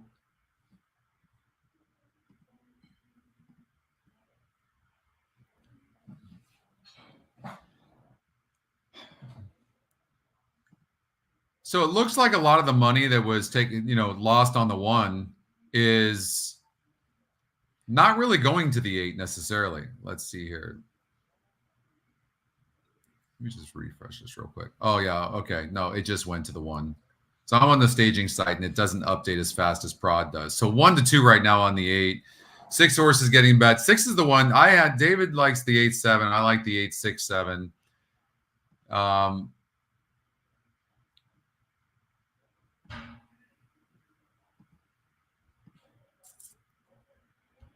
I don't know how you make any money in this. I think, as far as the tournament's concerned, you just want the 8 to win, take the points. You might ask yourself, should I use the 7 or use the 6? Would I get more points if I use that instead of the 8? And the answer is no. Better to take the winner.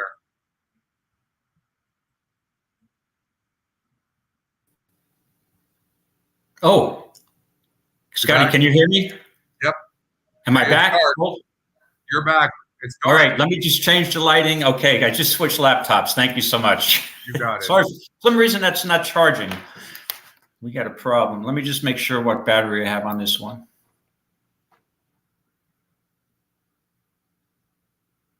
Oh, we're good. Okay, let's 88%. That'll carry us on this one. All right. Okay, sorry about that. Greyhound State from the outside, Extraordinary is there in between horses as they head up the chute and now onto the back stretch. There goes Lina quickly shifted lanes coming out of the gate, and once they have room, swung out to the far outside and now moves from last to first. Lina moves up from the outside, takes the lead at the midpoint. I don't even know how the jockey of a leg, and then second to the inside by just a half length. He's Splendid is in third, then a gap of 4 more lengths back to Extraordinary, who trails in the 4th position as they head onto the far turn, the opening quarter 23. And the 7 seconds. It is Lina who has the lead. Now she's changed lanes with the lead down to the inside against the rail now around the far turn. Leads at a half length. She's Splendid though. Pushing forward and draws alongside midway on the turn. All kinds of problems here. Outside. Moves up into third, 2 lengths off the lead, and Greyhound Station is still there between horses. Lina drops out to last. Greyhound Station. There's a huge opening here. The goalpost open. Back to the inside to try to come after She's Splendid, who's got the lead by 2 lengths. Extraordinary is there on the outside, and Greyhound Station is there to the inside, but they've got to catch She's Splendid. Winning by the 8th pole. She's Splendid leads at a length and a half to Greyhound Station. Extraordinary is on the outside third past the 16th pole. Come on, She's get up. Splendid chased by Greyhound Station to the inside. You're going to go through that hole. Tyler Gaffalione win the opener half length on the line. Greyhound Station was second. Extraordinary across the line in third, and Lina finished fourth. In a single, this would have been a single in all, pick 5, pick 4, pick 3. And then it just shows you can't let a bad trip get you down. To me, the 8 should have won this race, was the best horse. It's all over. But what a trip. What a bad trip. Yeah. Who's this Scotty guy picking the exacta cold? I mean, come on. There you go. You predicted yep. These picks are insane. But, I mean, that was a little bit fortunate. The 8 was the best horse in the race. Okay, Gulfstream Park, race number 1. So you have the 3 horse. I have the 2-3. The 2 is currently the favorite. The 2 is the EE morning line at even money. And also, what I do like about it, here's what I like about the 2. It's the top GSR, but it's also going from a 52 GSR, David, to a 68 GSR. And it just won last time out. Now, the negative is this horse is having to go from a 44 SOR to a 52. That is a big jump, no doubt about it. Here's what I've seen. When Safi Joseph raises a horse and triple jumps them or double jumps them, they do very, very well. I think this horse is super live. Yeah, Safi's. Anytime I see Safi moving a horse off a claim, or even moving it up after a decent race, and then moving it further up, that's his move, right? Yeah. So yeah, this horse has a shot, but fortunately, my history with Andy 1, I think this is again another single. Hopefully, we get a better trip on this 3 than we did in the prior race. Okay, so I picked up $2.20 instead of the whole McGill. Oh well. Yeah, that's a good point, Brandon, too, is that for people that singled that 8 horse in the pick 5, that 7 plays actually very big, especially in the first leg, no doubt about it. The 1 horse here, Lady Azteca, is a horse to watch. Top win percentage barely. We talked about this horse earlier. Top EquinEdge pick. It's top SOR. It is dropping 10 points in GSR, but that might not matter considering that this level of competition isn't all that great. So, we also gave a little bit of love to this 7 horse. There's nothing wrong with this 7. Tactical, has been facing better horses, is dropping in class here. Can you make a case for this horse that's on the stretch out on the turf? Which horse, Scotty? The 7. Yeah, the one. Yeah, I was going to mention that when we first went over this race, but to me, anytime a horse has so many races at 5.5 furlongs, it's probably a 5.5 furlong or a distance limited type of horse. If you look at the mile and 70 yards, the horse had the lead and she just packed it in. I have a feel. To me, this horse is going to be compromised at the distance. That's the way I look at it. I would agree. I think this race it's definitely between the 1, 2, and 3. Obviously, some people are using the 2 horse in their feeder. Some are using the 3. Jared has the 7. But is there a way to make money in this race if you just like the 1, 2, and 3? How would you make the money? I'd play a 3-1 straight exacta. That's what I would do. But again, it's not usually my style to reach out for kind of, I don't know. This is just, it's a lower class $16,000 turf race. But yeah, I'd probably play a straight exacta 3-1 to try to get a better price than. So what's the 3? What are the current odds on the 3? 3 currently is really not getting bet 9-2 right now. You're kidding me. That's not a good sign. Hold on here at 9-2. Yeah, really on the board. Yeah, that's the difficulty too. The pick and pray. Now, if this was a live race at the NHC and this horse was kind of dead on the board, I might look for. But again, that's backfired on me too. It's like, well, you had a good angle. It was dead on the board because nobody else picked up what you did. I'm like, well, the bottom line is that, yeah, I might. Then the 1 is 5-1. The 1 right now is 3-1 getting bet. Yeah, the 3 is taking the money. I mean, yeah, the 1's taking the money. Yeah, the 2's the big favorite, right? Safi Joseph makes sense. It was interesting that the EquinEdge morning line did not really love the 1 horse. I think that's interesting. And then the 3 horse, it said that the 3 would go off at 5-1. Currently, it's 4-1. On paper, I could see why people would bet the 1 horse. But again, I'm on the 2. I just think the 2's form is so good. Safi is such a good trainer. He does very well in moves like this. So I'm thinking that the 2 is going to be really tough to beat. Safi doesn't fall in love with his horses. You know what I'm saying? So for him to take this horse that just got past the non-winners of 2 lifetime level, here's another thing you need to know. And that is some of these non-winners of 2 and non-winners of 3, I mean, they'll switch from 16,000 to 25,000. And many times it's all the same horses. Absolutely. There's not much of a difference there. And also the 3 horse off the layoff, Andy 1 was in an $8,000 claimer on a comeback race. Also 12-5 claimers. So, 12-5, 16-8, you can probably, but the reason I lean to the 3s, that last race, the class of those horses in that last race, that this is a huge drop in class. There's some good speed horses in that race, and to me, the strength of that race is just so much better than this. So it's basically the drop down from a race that I watched, and I had an interest in that handicapped for probably a good hour. So I have confidence that that was a much higher quality field. Everything is really pointing, like, look at the 2-1 exacta and the 2-3 exacta. Like, it's really pointing when you look at the probables towards the 2-horse. Right. The Safi Joseph, right? That makes sense, right? Yeah. It's Safi. It's Safi. No, I would agree with Kevin on this. Like, that. Like, how can you take a horse like this and bet that? I mean, it doesn't. This is a 16,000 claimer. This horse is just running for 8,000. It's got great form, you know. And here's the thing: I was going to say, well, do an exacta box 1, 2, and 3, but you can't. You might not get your money back. That's the problem. That's something I wouldn't do. Yeah. And the thing is, too, it might have been there were no other spots. This horse is ready to run, and Safi Joseph has a lot of claiming horses.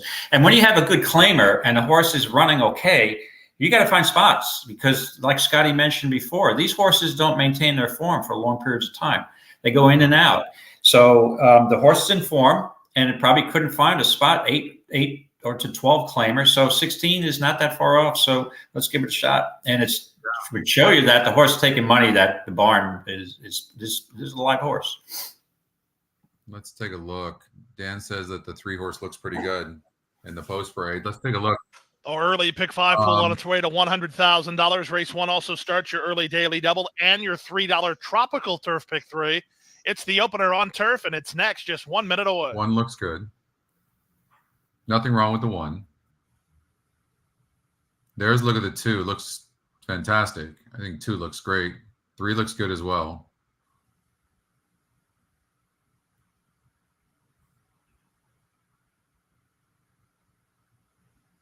Yeah, and just on your suggestion there about boxing 1, 2, 3. Personally, that's not my style.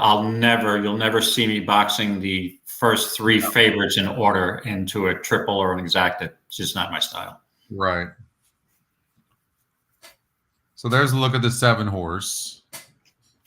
What's up, Catherine? It's good to see you as well. And we miss seeing you. It's nice when you're on the show. You're like Catherine. David has been one of the old timers here with us. Like from the and nice. It's nice too. And we're missing Deb Martin and a few other people, but. Well, thanks for joining. Yeah. I see her comments. It's good to see your face, but not my face. So obviously my face, I have a face more for radio. Time. Lining up and moving in for race number 1, over $150,000 in the early pick 5 pool. Here we go. They're going into money the game. Favorite number 2, Mad Looks Madame like a wide open race. Patrick Husband's on board for Safi Joseph Jr. Fantastic. 7-2 respect for both Lady Azteca and Andy 1.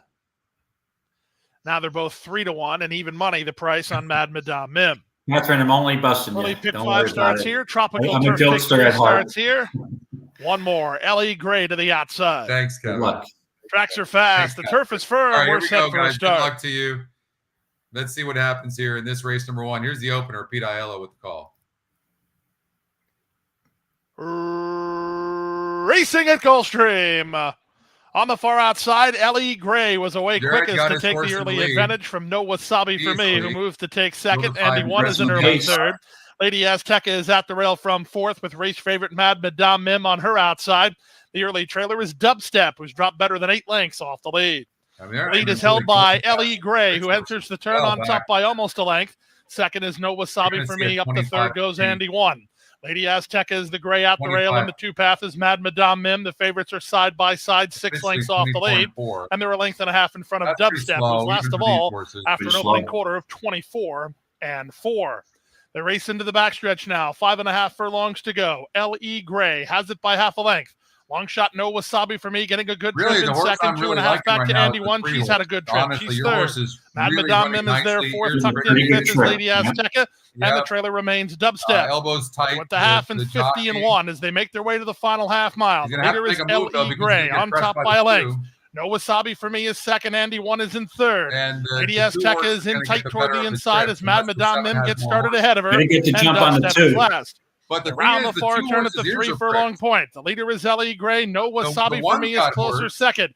Andy 1 under a grip from Yeah, Len that's- he's got nowhere to third. go. Dubstep. Seven's all Let out. go for He's a got run, nowhere to 3 go. wide. That'll Yeah, take the three Mad has Madame nowhere to Mim go. off guard. Look at That'll that shuffle terrible Andy trip. 1 back. Look at As this. now Look the at pace another terrible quickens. trip. They run to the Yeah. top of the stretch, and Terrible. Dubstep with a big blitzing move to take over a narrow lead. No Wasabi so for far me. She back fights on a right back slow pace. second, back to Amazing. third. Lady Azteca. They come past the 8th pole. Dubstep won this Dubstep race. roused That's forward been here by last one on the Zayas to coach. try to put him away, and she's done it. It's Dubstep from last to first to win. No Wasabi for me was second. Yeah. Third was Lady Azteca. Those are Fourth brutal. was Mad Yeah, Madame Mim in 1:45 and 4. I don't You even see, it there's can no get words. frustrating because you see the trip that these 2 horses that I used got in each race. This is probably a worse one. It was right behind, had a ton of horse, and then the 7 was just stopping, and basically the horse just stopped because of that. But Yeah. oh well. Yeah. I guess Rico had that. I missed that, Rico. Good for Congrats, you. Rico. Nice going. A 7 horse disappointed. Easy lead. And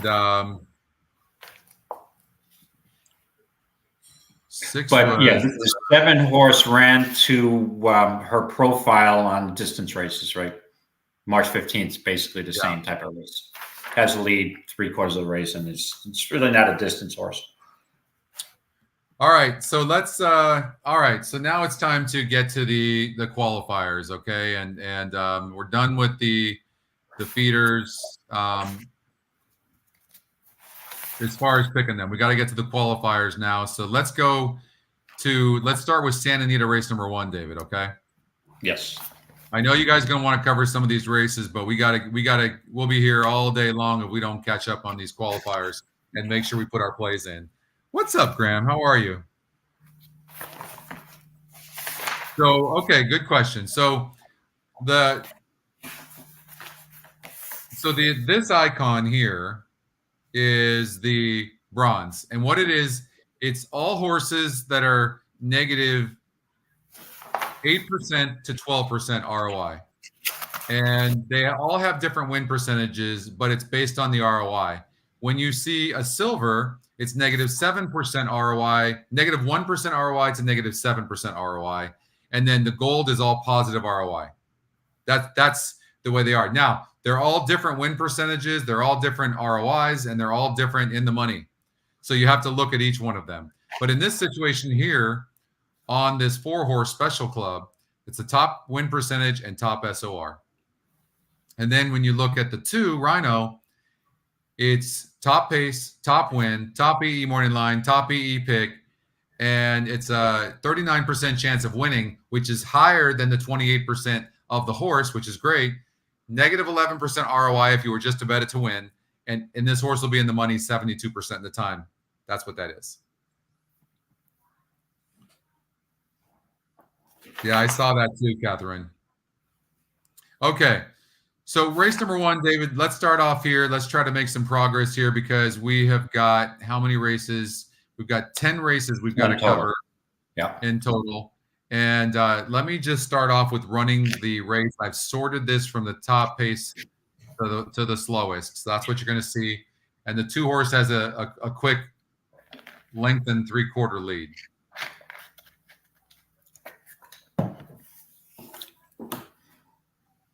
Now, Rhino is the top Scotty pick, 9 to 5, horse to watch, top win percentage.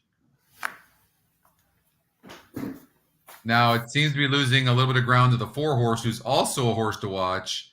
So, based on the simulation now, and now the 2 just pulls away. Does that match what you're doing, or what are your thoughts? Not even close. At least I'm not honest with you. I don't see this. There's something. I spent about a half hour in this race, and I said that's enough. I have a pretty good opinion here, I think. I don't want any part of the 2 Rhino, only because I have a thing against the breeding. I'm not going to bet a horse who's out of the Cyrus Texas Rhino. I'm not familiar with that horse. I'm going with a horse. And again, this horse does look like it has the lone speed. And couple of concerns. This horse was trained by Dan Blacker, and goes to another trainer. I don't know. You don't know the specifics here, but sometimes that's not a good move, going from a really high profile trainer to so I don't know what the specifics are. So I'm going to pass on that horse. Okay. But I think the horse I really like here is between two horses. Was either the 6 Birch Prospect or the 4 Special Club. Okay. And I'm leaning towards using the 4 on one ticket and the 6 on the other. Special Club is probably my preferred horse. There's a couple of moves here. This horse had off a layoff, ran at a mile at over the same course, and finished a decent 4th with Torion, and then went back to the dirt and had a pretty bang-up race. Second time blinkers, and okay. I just think this horse is in a really good spot, and its last turf race was decent. And I think this horse, again, is a 3-year-old and can show a little upside here. Where Birch Prospect, my other horse, has been basically running the same race every time. And maybe that's the type of horse Birch Prospect is. We've seen the best of Birch Prospect. So I'm going to give it a small edge to Special Club. That's got he's got a little more room for improvement than the 4. So it would be 4 on one ticket and 6 on the other for me here. All right. So I'm with you. If you want a price horse, it would be the Scotty Longshot. As far is Dan Blacker still suspended? I don't know. Yeah. So I saw the suspension. Yeah, I'm not sure. I would think, but I'm not familiar with the trainer of record. You're more of a West Coast, There you go. Dan always knows. He's suspended. I'm sure Dan does. 3 months. Yeah. Can always count on Dan for that. Okay. So look, if you throw out the 2, blinkers are off. It is a horse to watch. It's 39% chance of winning when it meets these metrics. So I think it's going to run a good race. That being said, the likelihood is going to be in the money. It doesn't have to win. The 4 horse is still 28% to win. And that horse faced a really tough group that it barely lost to last time out. The GSR drops a little bit, not bad. And the win percentage goes up. But this is a big drop. On the 6 horse, I'm starting to not trust this horse's resolve a little bit. Mike Smith jumps aboard. They're trying Mike. I think Tyler's done a fine job. So I don't like that this horse is even money, to be honest with you. But I think that Special Club is a horse that you're going to have to watch out for.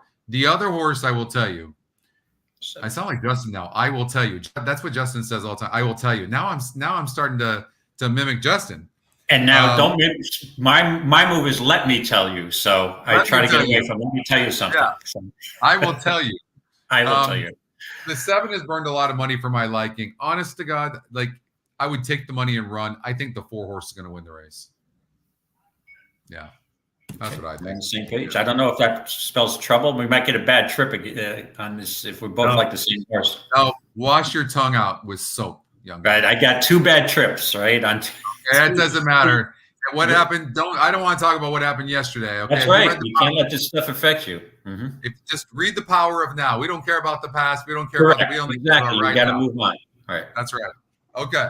So we're on the 4 horse. We're moving on to the next one. So the next one is Gulfstream.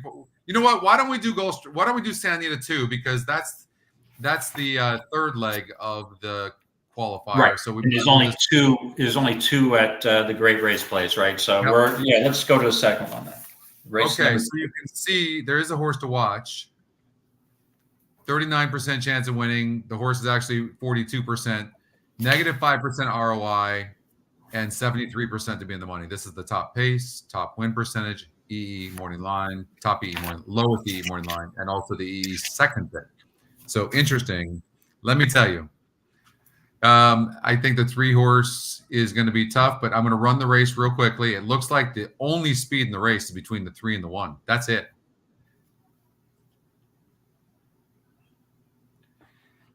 And if the simulation is right, The 3 controls everything being on the outside of the 1 as well. But 5 horses, 18% to win, 5-2 on the EE morning line and top EE pick, or Scotty pick. And here it comes to barely not out the 3. What are your thoughts in this race?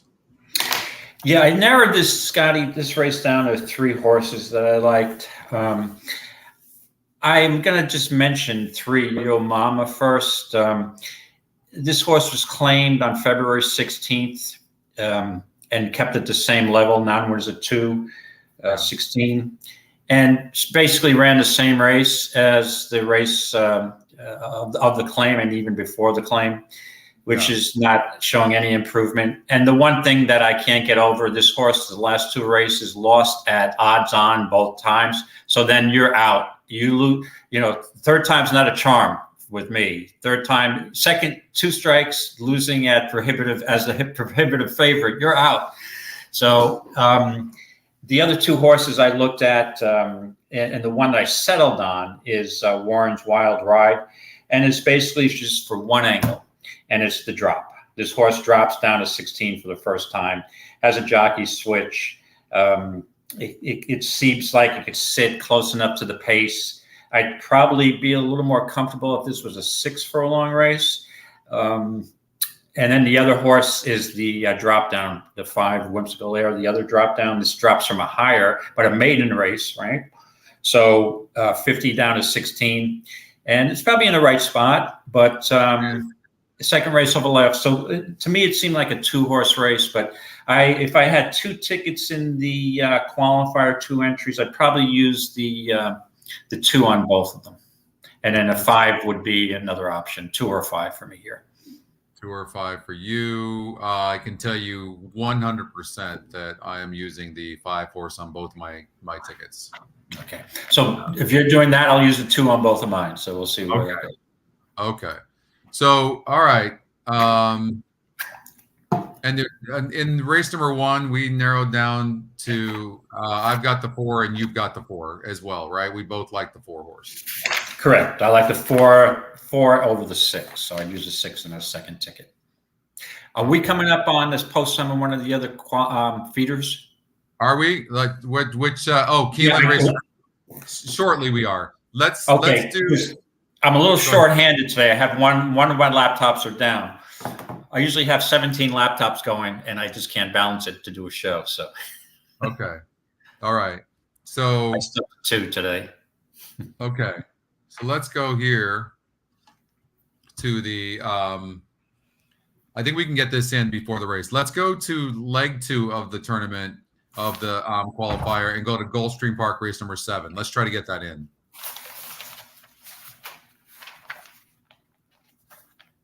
Okay, race number 7. Are you gonna run the simulator first? All right. Yep. And there's 2. Yeah. We have 2 silver stars, but let's run this. We got the 1 and the 10 scratched, right?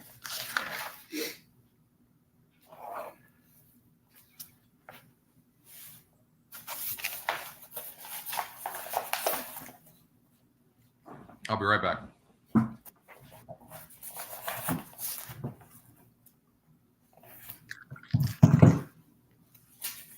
No, it looks like the 7 is the lone speed here. Is 7 going to get caught?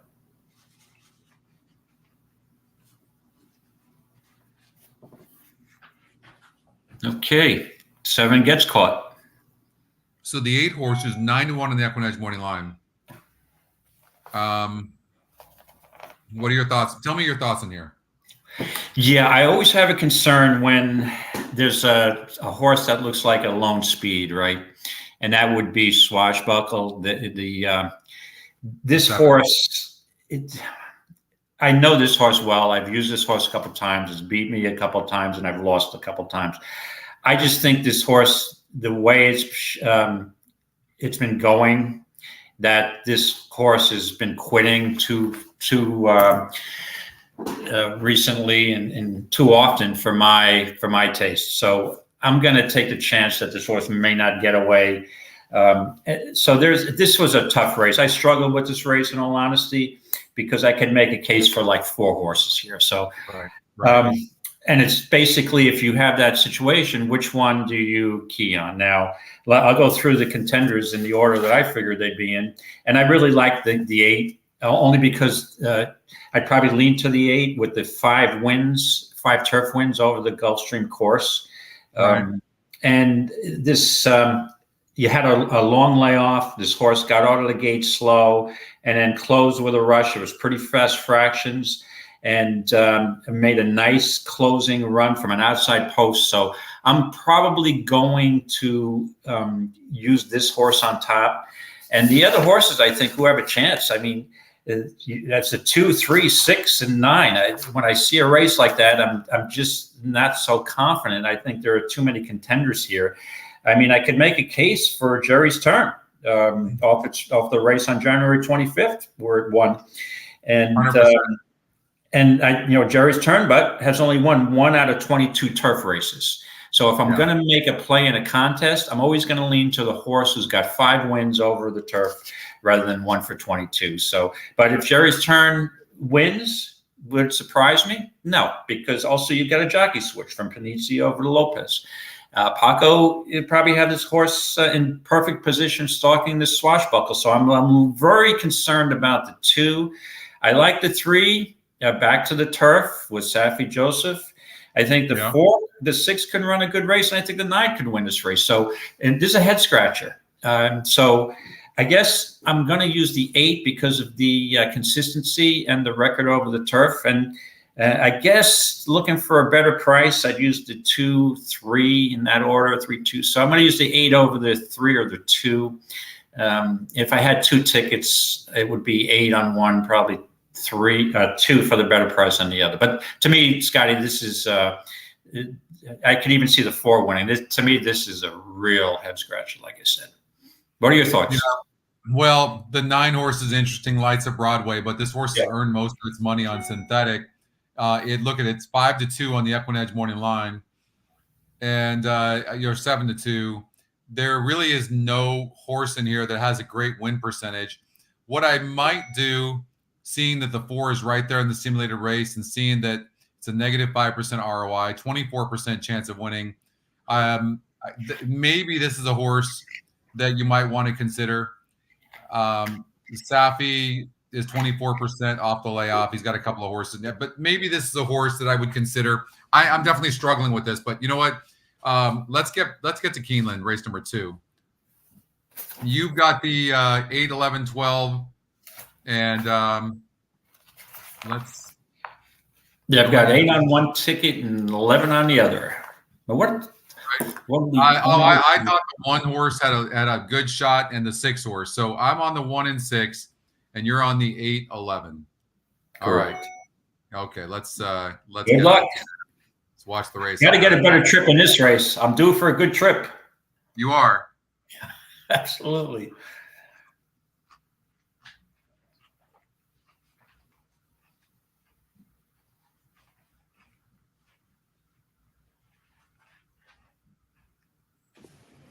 Scotty, you were right. Money going in. What happened? Second choice. Second choice comes forward along with Cowboy Cash. This year, Candy.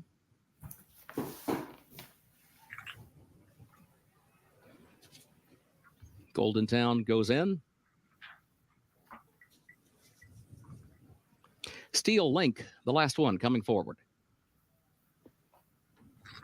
I love the price on the 8 horse, 6-1. That's exactly what I'm looking for. Last one goes in. They're at the post. And they are off. This year, Candy comes right out running for the lead. Beer Run is there. Don Corleone third up on the outside. And then Steel Link, center of the course, is 4th. King Hazelton, a lane off the rail, is 5th. Royal Carol, 6th.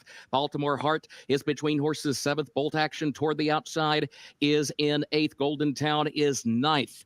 Cowboy Cash going to be about 4 wide to the far turn in the 10th position. 2 Fracking Lucky is 11th and maintained as last of the 12. Up front, Messier Candy to the inside. Don Corleone to the outside. outside. 21.57 seconds the time for the opening quarter. Half length separates the top two. Royal Carroll is right there, close third against the rail, just over a quarter mile to go. Baltimore Heart is fourth up on the outside. Steel Link is in fifth, and Beer Run is sixth as they turn for home. Don Corleone still trying to reel in Monsieur Candy. Royal Carroll comes off the rail, and Royal Carroll is now second, but is still 4 lengths away. Here's a late run from Beer Run, but it is Monsieur Candy who's in front. Wow. Monsieur Candy in front by 5. Beer Run has gone to second. Bold Action to third. No catching. Monsieur Candy, who wins it for Corey Lannery. Yeah. It was Beer Run across the line second. Speed really has been good on that turf course, so maybe, speed has been good. Wow, that was the Scotty long shot. Very good. Unreal. Let's see what the simulated race had. It had the 5 right there. Man, Rico's on fire. All right, Rico. Elaine, you had that 5? Okay, 50 to win on the 5. Yeah, it's unbelievable how well this the Scotty. I'm telling you, the Scotty long shot algorithm is insane. The new one, David, it's so good. It had the 5 losing by half of a length. Right. Yeah, probably Rico, for sure. Sorry, I'm leaving the screen. I didn't want to eat in front of you guys. The most surprising thing about that race to me was the 11. I thought would be right up on the pace, stalking on the pace, but never showed any speed there. Yeah. We've got Gulfstream Park race number 2 coming up in the feeder, but we should just get to the qualifier and go to GP race number 7 because I'm struggling in that race, and I want to try to extend my lead, David. So I need your help. I'm kind of leaning towards the 4 a little bit, but you mentioned the 2, Jerry's turn. I'm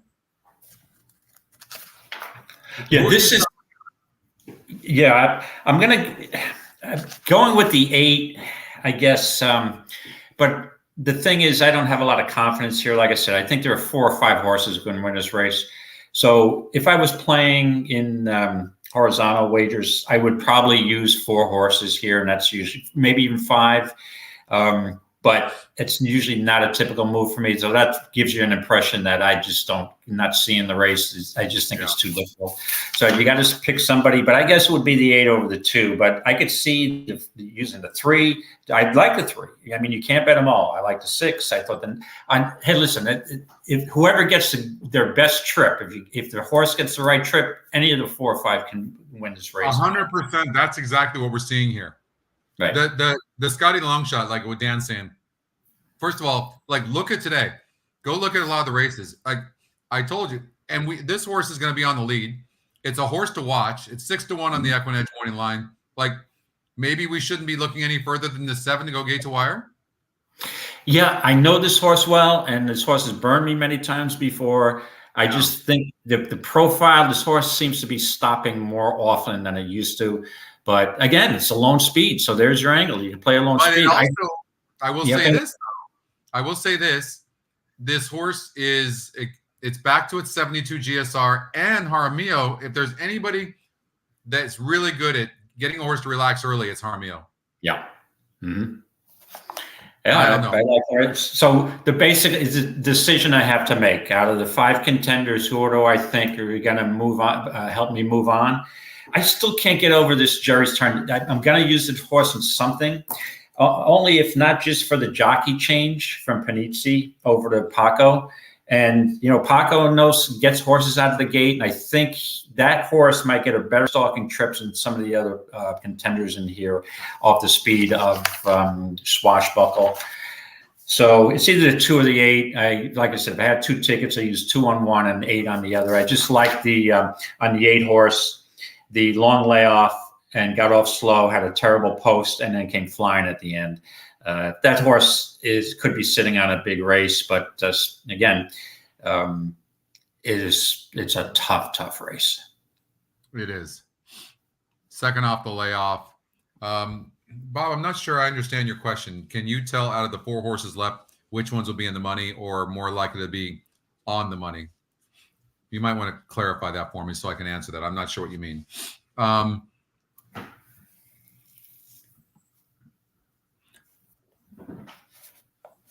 I don't know, David. Like, I'm trying to look at this 4 horses. Maybe, it's Safi Joseph, Edgar Zayas. Maybe this is the sleeper in the race. I don't know. Well, you got 2 Safis, right? Right. So the 3 and the 4.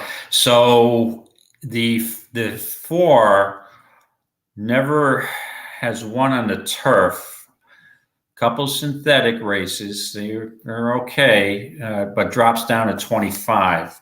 So that's an angle, and Zayas is just on fire, right? Since the new meet, what do they call the new meet? It's not the championship meet. It's the what? But whatever the meet is, this horse, Zayas, the big guys are out of town. So Zayas and Jaramillo, those are the jocks there, and Paco. But I still, this horse is a contender also. It's a tough race, but for some reason, 1 for 10 horse at Gulfstream, a 1 for 22 overall on success rate or win rate on the turf. But Jerry's Turn now has 8 seconds, 8 places. So I'm thinking, even if I got a place on this horse runs a second. It was probably more likely to run second than first. That with Paco aboard, that we may get a better trip. So the Royal 280. Okay, so I took out the 7 and the 8, David. I took out the 7 and 8. Now I'm going to run this race. I'm going to redo it, taking out the 7 and the 8. So just picture those 2 horses aren't in, and let's see what happens in the race. Jerry's Turn goes wire to wire. Let's see. Not quite. So you get a different perspective if those horses were out, and see if this helps at all. The 5 seems to be backing up. I can tell you that horses that are further than 3 lengths back at the stretch only win like 11% of the time. But none of these are that far back, which makes this race that tough. You should not be using any kind of favorite in a race like this. I can tell you that. Let people, that I know for sure. I mean, you don't want to use any kind of favorite whatsoever. 9 horse, look there's a wall of them right there. So what I would do was sort the EE morning line and then kind of see the highest win. So look you got a price play in the 4, 7-1 EquinEdge morning line, and 20% to win. And the system is showing this horse like barely that far back. To me, there's your best value right there. That's what it looks like to me. You know where I'm struggling a little bit, and that is this the type of horse that needs to be on the lead? Like, it's steadied, had some trouble last time out, off the layoff. Safi's 24% off the layoff. I'm going to settle in on the 4. I knowing, and what I'm going to do, I'm going to play one more long shot, and it's going to be Jerry's Turn. You've mentioned this horse. I'm going to play Jerry's Turn. That being said, it wasn't bet in the last couple of races, and it ran okay. The win percentage goes up. The GSR goes up a little bit. It's facing similar competition. It only has 2 lifetime wins in 36 races. Is this really the type of horse we want to put? Yeah, that was my concern, Scotty. The only time this horse has won recently is in that $25,000 non-winners at 2. And now this is down to 25, but it's not a non-winners at 2.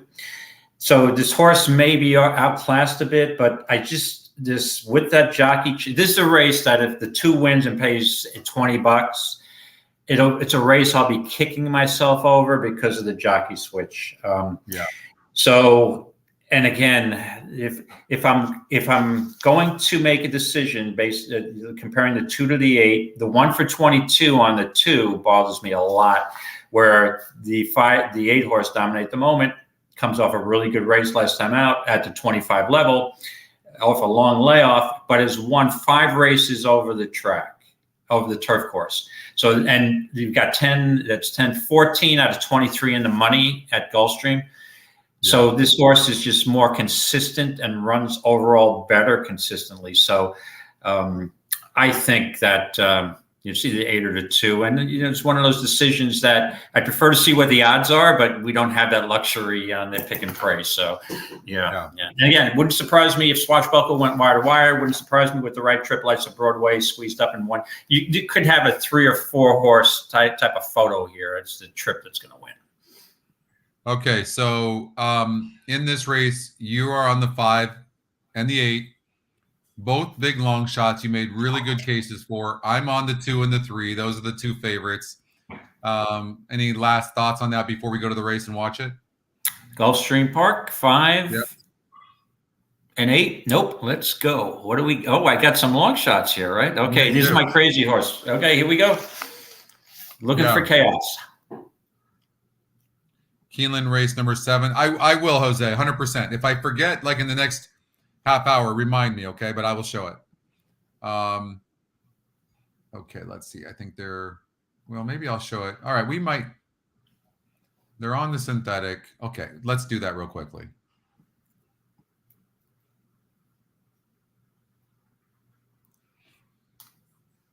Okay. I'll sort from the fastest source, which looks to be the 11. Let's go. Nice, Jared. That's huge, Jared. Nice. Wow. Boom. That is huge.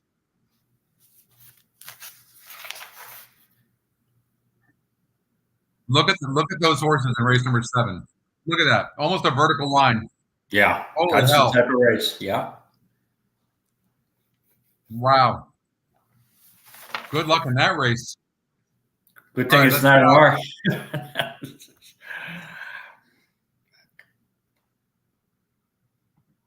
Let's get your 5 or 8 to win. Armio steps off Dr. Daisy. Career debut for her today. Here's the gray. I tried selling her.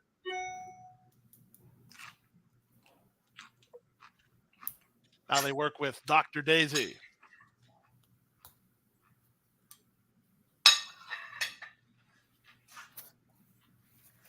Luca Panici on Taking It All as the public pick here. See, the Plisa horse is taking a ton of money, 5-2, first time starter. Now Bullet on target.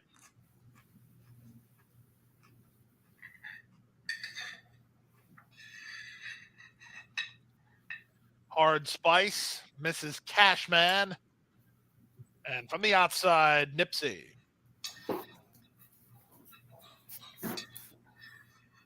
Jonathan Acasio riding Nipsey to take the outside gate.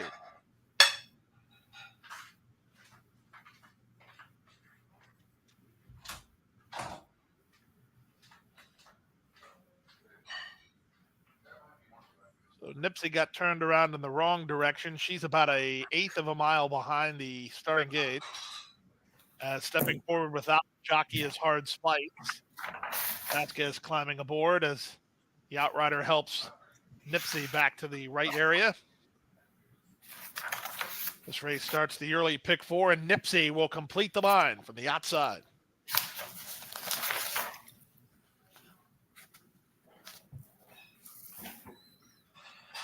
They renegade. Good luck, everyone.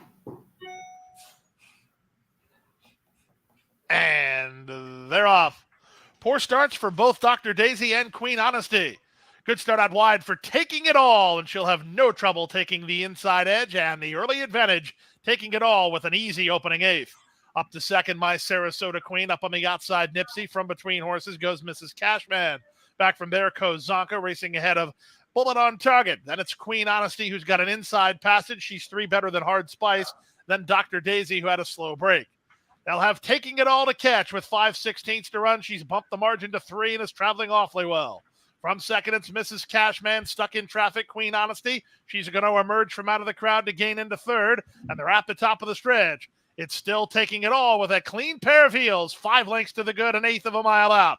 Mrs. Cashman is second from Queen Honesty, who tries to catch her for second, but at even money, Taking It All is never going to have a deep breath to hear. Taking It All, indeed. Wow. She broke running and wins authoritatively.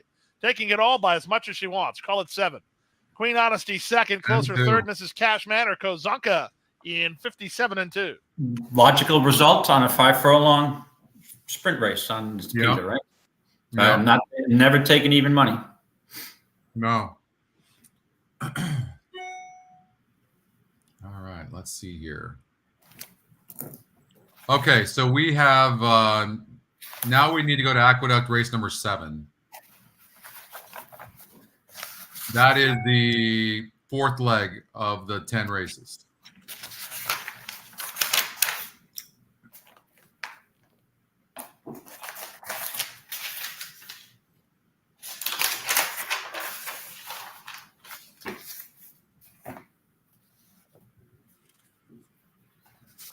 Okay. I'm interested to see here how the simulator hits is going, because could have a battle for the lead here, but let's see how it goes.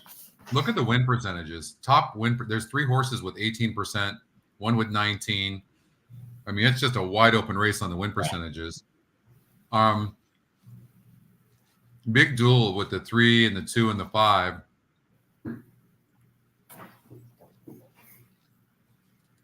Here comes the 7. Now look at the 1 on the rail. That one's going to catch them.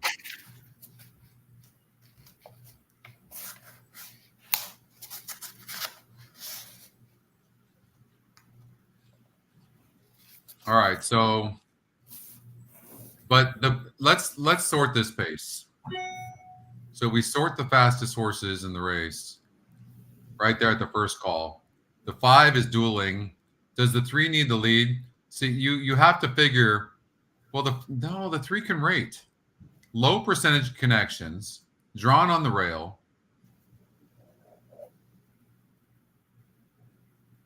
I just think at this stage of this horse's career, David, I don't know about you, I see that in the past this horse was able to rate.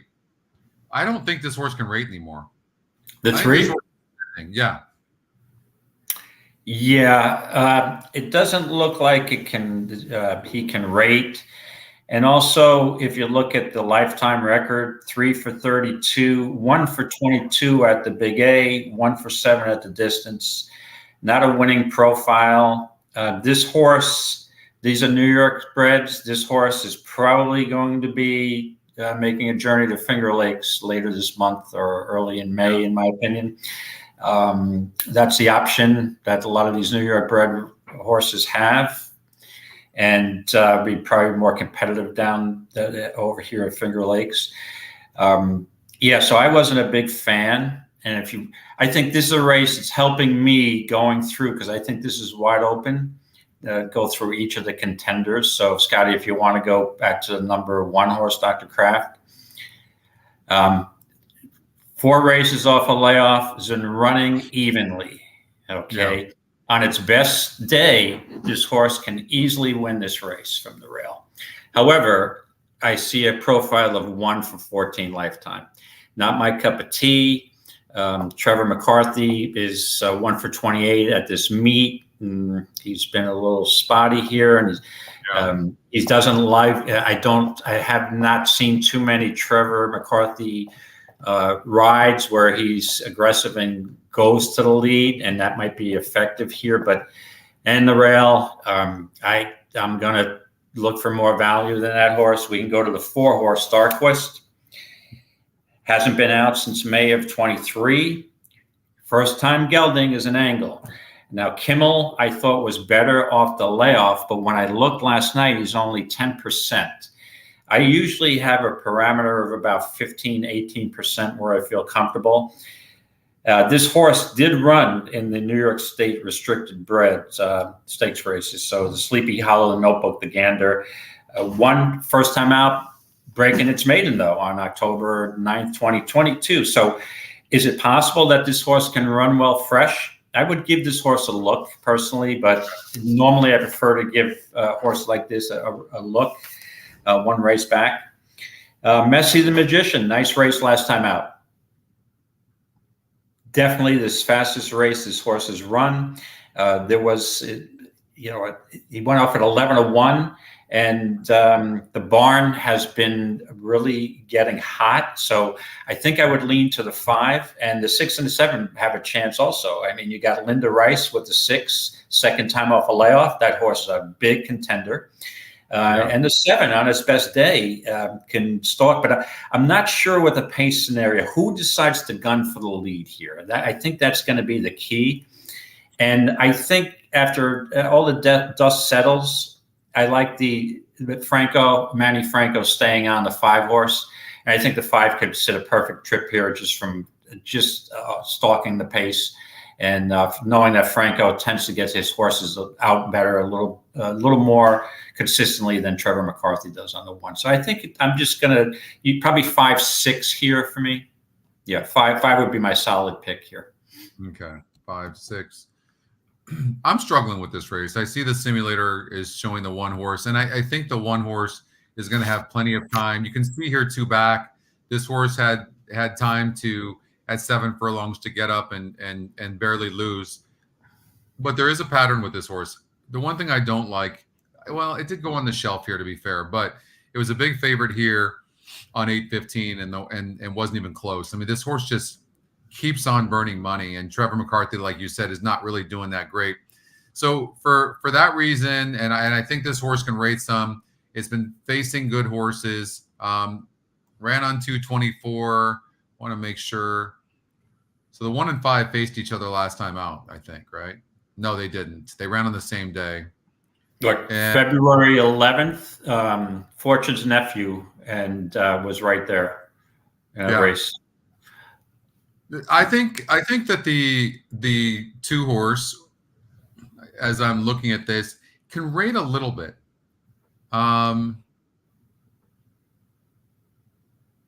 We don't want to find you don't want a proven loser, right?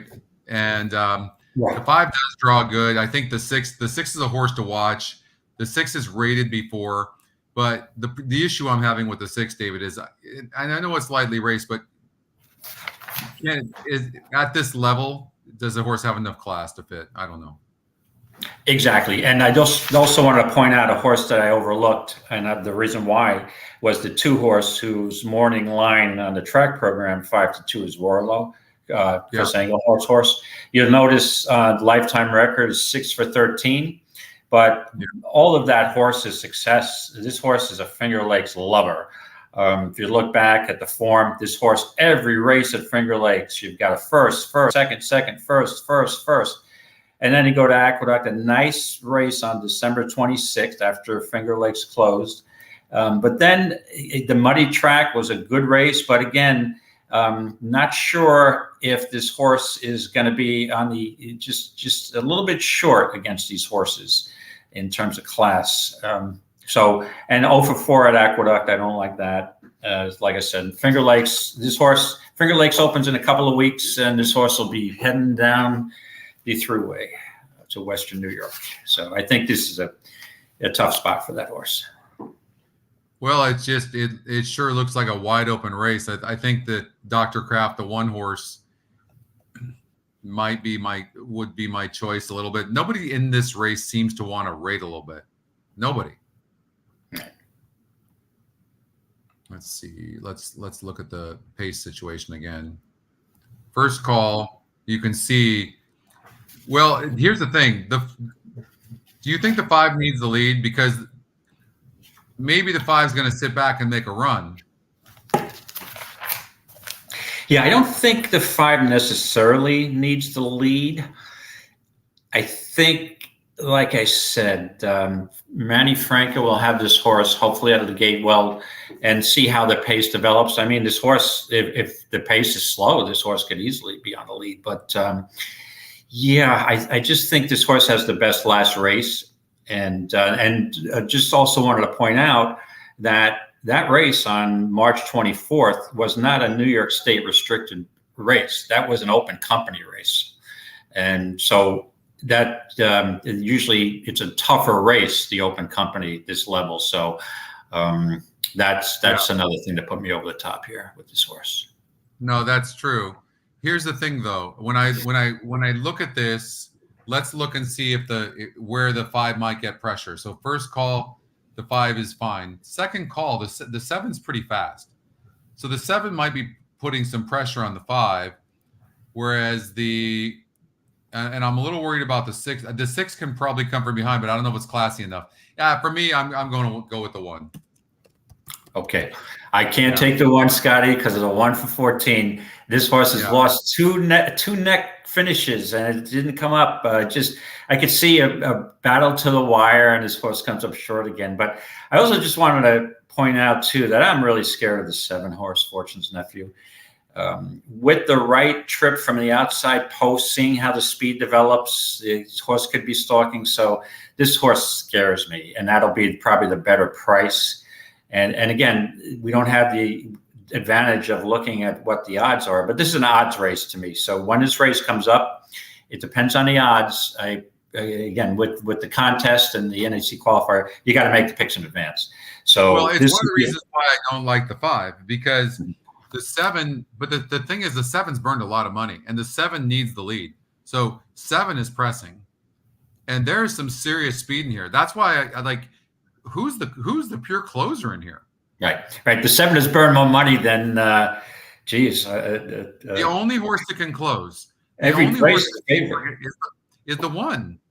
The 1 is the only one that actually has the class, that sits on the inside, saves ground, and closes, from what I can see. I want to so badly not like the 1.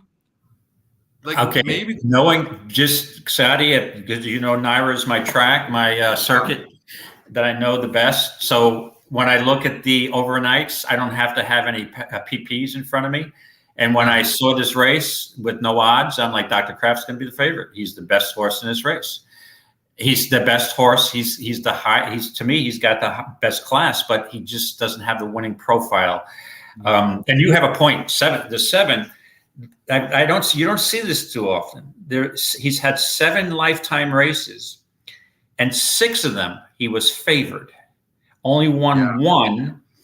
And the other race that he wasn't favored, he was 2.5 to 1. So he might have been favored in every lifetime start. So you're right. He's been burning money, but on his best day, you don't think he could get the score. I mean, it's a tough race. This should be a close race at the finish. I'm going to use the 2 horse on 1 ticket and the 1 on another. That's because it looks like the 2 can race some. So I'm gonna use those 2. All right. I guess to me the 2 is a Finger Lakes lover. I'm going to use a 5. Probably use a 7 on the second ticket there. 5-7. All right. So the next one we're gonna do is Keeneland 8, but Keeneland's coming up. So let's Keeneland race number 3, and you had the 4 horse. You really liked the 4 horse. I didn't like the horse because of the dropping GSR. I had the 1 horse Wupcar, who's even money right now, going gate to wide. Remember, we had this conversation. We had a big fight over this horse. I said, chuck out the 4. You said, chuck out the 4. No way. And I said, no, chuck out the 4. All right, we will see. Okay. Let's see here. Okay.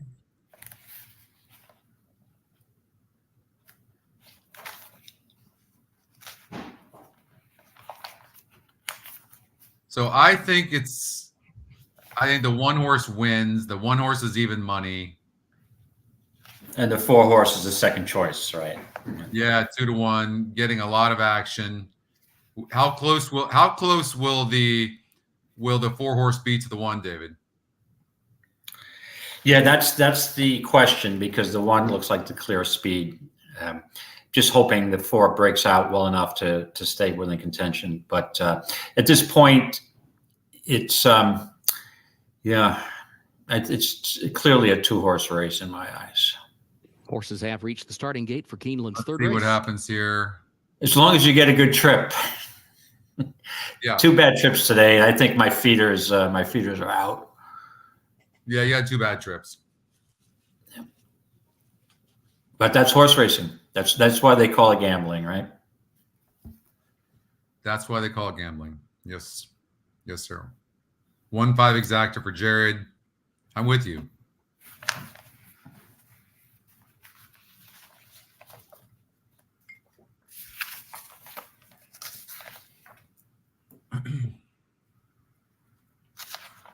You know, the 4-horse might try to put some pressure on. Well, I don't think the 4-horse can put pressure. Well, and look at 3 back. 3 back. This moving into line. Good rate. I'm talking about the 4. But the GSR is dropping now as well. I don't like that GSR drop. Mm-hmm. I still think that I think the 4-horse falls back. But man, it sure ran a good race over at Turkwood Park last time out. We talked about that. So I can't wait to see it. It's going to be an interesting race. Here we go. Let's watch this race. Race number 3 from Keeneland. Okay, good luck to everybody who's still in contention.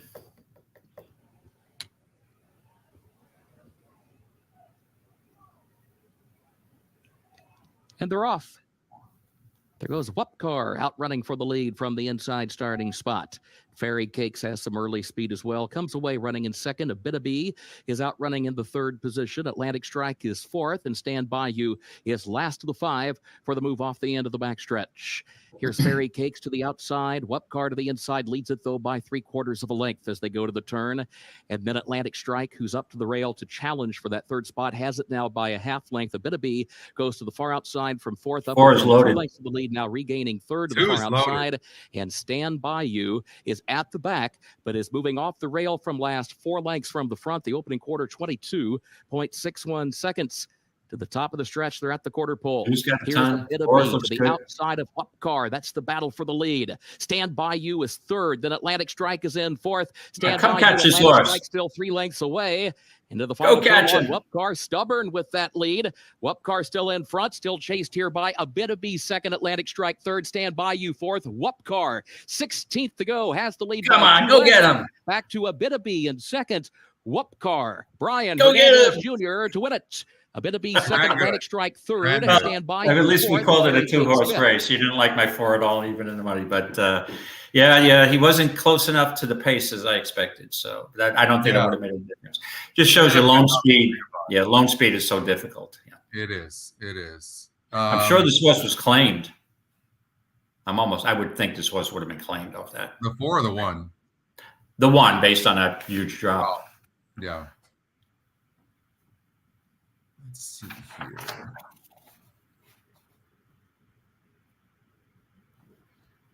So we've got Gulfstream Park race number 3, which is the last of the feeders coming up. Yeah, Catherine, you can email me, scottypick6@gmail.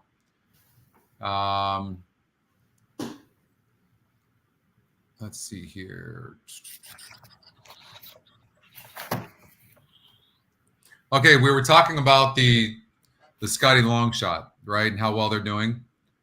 Look, let's just take a look at the first 4 races over at Tampa. Scotty long shot wins the first leg, pays $9.40. The Scotty second pick beat the Scotty top pick in race number 2. Scotty long shot wins race number 3. We're 9-2 on the EquinEdge morning line. It's also a price play and also 22% to win, pays $7.20. Race number 4, the Scotty long shot wins, pays $17.20. You think the algorithm's any good?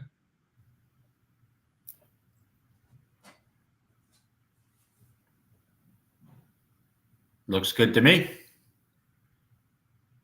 What did Exacta pay? $33.90 for the Scotty top pick over the Scotty second pick over the Scotty top pick, second pick. So, and that trifecta paid $25.50 for 50 cents. It's a small payout, actually. Oaklawn Park race number 2. Let's take a look at this real quickly. Scotty top pick over the Scotty long shot over the Scotty second pick.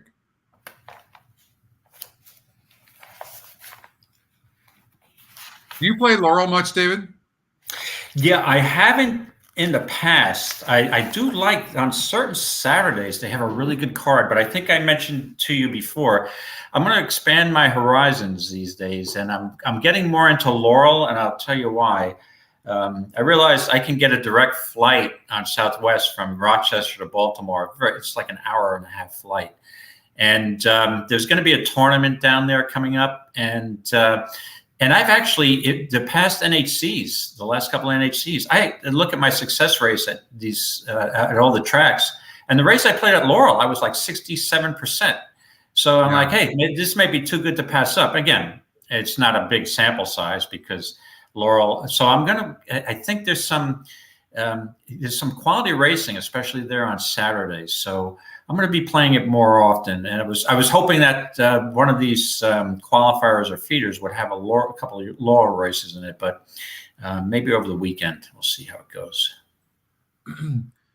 Well, I've never been to Laurel. Have you been to Laurel, Scotty? I've never been to Laurel Park. I've been to Pimlico. Yeah, I've been to Pimlico. Never been to Laurel. So that's on my bucket list this year. That and Delaware Park. Delaware Park has 2 NHC qualifiers. One's on June 21st, 22nd. I'd have to look it up. It's a $300 tournament, and Delaware is not that far. I can take a flight into Philly. So Delaware, I've never been to Delaware, never been to Laurel. So I think that's on my bucket list this year. Yeah. By the way, Gulfstream Park's coming up in 4 minutes from now. So we'll get out to there. Why don't we do this? Let's get out to the race number. We covered Aqueduct race 7. Let's get out to Keeneland race 8. That's what we race 8. And if anybody who's in the chat noticed we miss a race, just let us know. I think, Scotty, we missed a race last week, the 7th at Gulfstream, or the 6th. Oh, we did? Yeah. Sorry. And I'm glad. I'm like, oh, geez, I have a really good horse here. And of course, the horse ran 3rd. So I'm like, okay, we didn't miss out on one of our picks. Yeah. So it looks like the 4 and the 6 are the speed of the race. They're both very fast. The 10 seems to be pretty fast as well. And so you could see a good pace. And then, by the way, we're right now being developed. It's almost done. Whoever's at the lead at each call will have the miles per hour of how fast they're actually traveling. So that we can kind of get an indication to if we think horses are more likely to come from behind, depending on how fast they're going. So first leg, 4 and 6, 4 and 6, still, and then boom, 4 and 6 really fall off. And then the 10, and then the 3's been coming. So 3's going to be the favorite in race number 8. Most likely 4 to 5 on the EquinEdge morning line. It's also a horse to watch. 33%. It's actually 44% to win in this situation here, and it's 82% to be in the money. So it looks like the 10 might get first run, possibly. Gonna get a good trip from the outside, no doubt about it. And the 3's going to be the one closing from the inside. Oh, Dreamlike. Well, forget about it. Like this horse, I can tell you, I have notes on this horse from last year and what an absolute monster this horse is. I don't know why we don't have any works from Bruno on this horse. Let's see here. Scotty, Dreamlike's been working at Palm Beach Downs. Oh, that's right. He's not able to. They're not able to get works from there. That's what it is. Right. So he's got a bullet work. He's got a bullet work on April 4th, 5 in a minute and 4 bruising. Okay. And then April 12th, 4 furlongs, 49 and 4 bruising. Yeah. This is interesting because I have a theory here, but yeah. What's your theory? All right, you got the 2 main contenders. This is what makes it a fascinating race for me. It's probably not going to get a big price, but let's go through it. So Dreamlike now, this last race, if you'll notice, only came out of the Breeders' Cup Classic, right? Right. And had an outside post, which is not usually a good thing, going a mile and a quarter at Santa Anita. And got trounced, never really got involved, no speed whatsoever. But from that outside post, this horse was compromised. The race before that, on a sloppy track, the PA Derby. So 2 Grade 1 races. And we're going to backtrack and bang up second, close to Saudi Crown. And I thought that day, actually Dreamlike, I loved that day. And I thought coming down the stretch that this horse was going to get up. Going back before that, didn't fire at 4 to 5 at Saratoga in a high-class allowance race, 1.125 miles, stumbled start, so you can toss that race. Broke its maiden on a good track, going 1.125 miles. It was a pretty easy competition. And I do recall on the Wood, when this horse ran in another grade 2 now, the Wood, this was a 3-horse kind of photo, Dreamlike. I liked that day also, had the rail and had the speed. What happened to this horse's speed? The blinkers are off. The concern I have here is the layoff. This horse is obviously is the classiest horse in the race by far. Comes off a long layoff, and I've made a ton of money over the years betting grade 1 and grade 2 horses off long layoffs, because I can give any horse a race over the track, one race back to get into shape. So I'm dubious on supporting this horse at what's going to be less than even money. And then you go with the 10, who's the other contender. It comes out of the Oklahoma Derby, and so this horse hasn't raced since September. Now, I know, and blinkers on, which is good from that outside post, and probably be right up on the lead. But again, I just can't get over, Scotty, the layoff. I will give a horse, there's an excuse for me. I'll give a horse one race off a layoff to get back into its best form. And again, you could get burnt, but that's an angle for me. Bet against grade 1, grade 2 horses on their comeback race. They've been away for a while. And again, is this the target? Is this Ripoli's target for this 3-horse? Absolutely not. Going to see how the horse does the tune-up race. It's probably a race at Churchill that they have circled, and probably over at Saratoga. So are you saying you're on the 10? No, I'm not on the 10 either. I can't get over the layoff. I would lean to the 10 over Dreamlike. So then I start going through the rest of the field, and I'm like, well, there's not that many options here of horses I feel comfortable with. So I'm looking in my notes. I'm like, okay, the horse I thought that I was going to play was 1-for-1 at Keeneland got scratched, Hurry, who's had more recency. So I decided to give a shot here with number 9, Single Dot Yacht. This is one of the only horses, is actually now the only horse who's won a race over the Keeneland surface. And that was back last year, October 21st. Again, this horse is compromised due to lack of speed. I think this is a weird race with speed. I think the 6 could show some speed. The 5 has blinkers on. The 5 to me is a contender with Safi, but I'm going to try to get a price here with the 9, Single Dot Yacht. It's got more of a recency, even though we have a layoff from December at Turfway. This horse has won at a distance, has won over the track. So give me Single Dot Yacht to try to squeeze a little bit of value out of this race. All right. You've got the 7-horse here at Gulfstream Park. I like the 7-horse as well. Okay.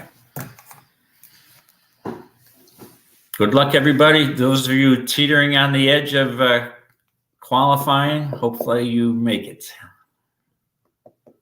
Nike can to take the outside. Locked in, all set.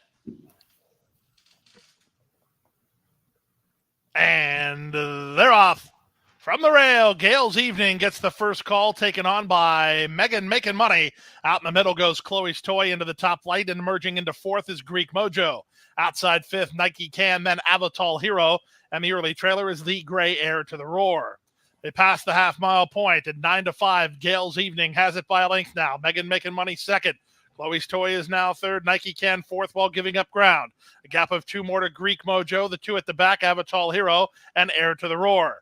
They drilled a quarter, 21-1. They're rolling here. Woo. Gale's Evening on the inside, Megan Making Money on the outside. They're still heads apart. Driven in 3rd is Chloe's Toy, trying to wind it up from the back as Nike Can. Yeah, and the outside really was Hero. Wide. There's an 1/8 of a mile to go. Megan Making Money on the outside. Gale's Evening toward the rail. They've gone awfully quick, but nobody's catching them. Here comes Chloe's Toy from 3rd. They come past the 16th pole. On the inside, Gale's Evening is very game. Gale's Evening and Megan Making Money. Gale's Evening inside, Megan Making Money on the outside. They were at each other from the word. We talked in this race that unfortunately this 7 could end up getting carried wide, and that's exactly what happened because unfortunately the 6-horse was very fast too. This pace, everything happened exactly like we talked about. Take a look at this. right? Exactly what we talked. Absolutely. Right. So this is exactly what we said. Watch, first call, 1 and 3, and then the 6 and 7, just like that. Did the race not happen just like that? Right. And again, we've talked about the 5 furlongs races. It's hard to catch speed. And look at those fractions. Even at 21, it's only 5 furlong races. It's almost like a quarter horse race, right? I mean, yeah, it's speed is just tough to catch. But I was looking for obviously trying to squeeze a little bit of a better price than 9 to 5 out of this race. Yeah. Yeah. Well, it looks like the one held on. That was also a horse to watch. Let's see what it was. 7% off the claim. Let's see. Now she's more like 9%. So there you go. Yeah. Yep. Well, speed held there. Okay. We're getting closer. We got to get back to race number 8 at Keeneland and give our horses that we like. All right. Let's go. So I'm going to use Scotty. I'm using the 9. If I had, I will tell you what, I would give a look also to the 4 here. Have Havildar, Dutro bringing his horse from Santa Anita. Second off the layoff, stretching out in distance. There's a lot of question marks with the stretch out in distance. However, this horse did win at Indiana Downs, first time out going a distance. So obviously the horse can handle 2 turns. I think this horse is dangerous being an Arrogate. So I'm just looking to beat horses off. Again, I acknowledge the 3 and the 10 that have huge class edges here, but they may be short. And there's my angle to try to get some value. And I will tell you over the years that it's been a successful angle for me. Trying to beat grade 1 or grade 2 horses off long layoffs because I'll give them a comeback race. Has it burnt you in the past? Yeah, but it's going to burn me at 3 to 5 or 2 to 1. So I'll let that happen every day of the week. Yeah, I'm struggling with this race a little bit because this is such an easy field. Like this shouldn't even be a race. Like if the 3 comes back as anything, it wins. Yeah, and Ortiz jumps aboard. A horse is going to go off at 3 to 5 probably, and if it goes off at 7 to 5 or 8 to 5, it's dead on the board, right? Right, and then the 10 will be right with similar odds. And then exactly. The 10 will probably, this horse has got a big look as well. I mean, you're talking about a horse that's graded stakes, grade 3, but nonetheless, if you look at the last 3 races of what this horse faced now, albeit it was against 3-year-olds, Cagliari, Ray's Kane, El Miracolo. Yeah. The 3 and the 10, Scotty, have towering class edge here. But there shouldn't be any, but there should be no other horse in this race that competes with these 2 horses. Yeah. What about Game Warden? What about the 5? I looked at Game Warden. The blinkers on. Could this horse with Gaffleon get a clear lead? But also the 6 has got speed. So the pace dynamics here are a little interesting. I think the 6 is too slow personally. But then really Game Warden would be too slow to compete with these horses if you throw out the last 2 races, but they were optional 25s. Yeah, to me, the class, the only horse that I think could match them or even be closer in class is the 9. But the 9, I acknowledge, is going to be compromised with pace. So I'm hoping the 5 and 6 set some kind of pace here, and the 10 blinkers on is going to rush up on the outside, where the 9 could sit a trip. Thomas Drury's barn, they're sneaky. This could be a spot where the thing that put me over the top is the race a win over the track, which none of these other horses have.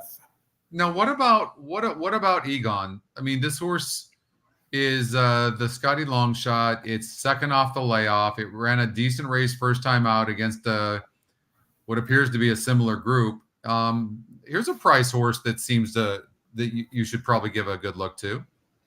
Yeah, there's a couple of obstacles here. You've got 2 races. The horse comes from Golden Gate, right? And then switches trainers over to Will Murray. and goes to Turfway. So we know this horse can handle a distance, right? This horse has got 2 pretty good races at the distance at but they were Golden Gate and then Golden Gate and Turfway. So you're synthetic, first time on dirt. I think this horse could be just totally outclassed. So it's a pass for me. Okay. Yeah, I'm struggling with this. I'm struggling with this race, no doubt about it. Because strategy-wise, because even if the 3 wins, even if the 3 wins, everyone is going to use the horse. What's the strategy here for people that would use this horse? Why would they use it? Because just maybe to move on. Yeah. What's that? Just to move on. I figured so many other people are going to have it. I'll pick up the $5 or $6 for winning place and move on.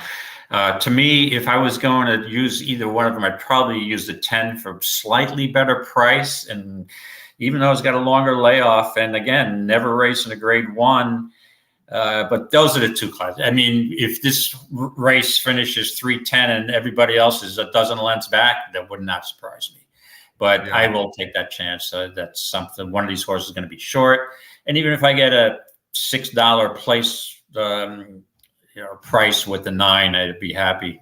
I'll just be happy if the 9 finishes second. I don't care, just to get some dollars in this race.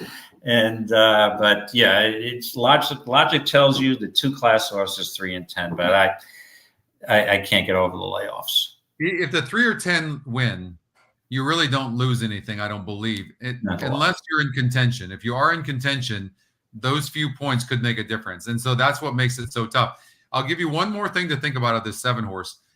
Now, this was as a 3-year-old, of course, and now there's a 4-year-old. This is a 4-year-old and up race. But that was a 68 group that this horse got 3rd by a length and a quarter in. So maybe this lightly raced 4-year-old has a touch of class. Correct. And that's a guess that we're taking. Yeah. So basically it's the layoff that makes this race intriguing, right? The 3 and the 10, the long layoffs. Because if you look at class, you would just say that these horses tower over. But there's a great equalizer. It could run logically, but I'm trying to squeeze the if you look at, I mean, November 17th, the Churchill Downs, that's a really decent race this horse ran, finishing a nice second in a high allowance race at Churchill.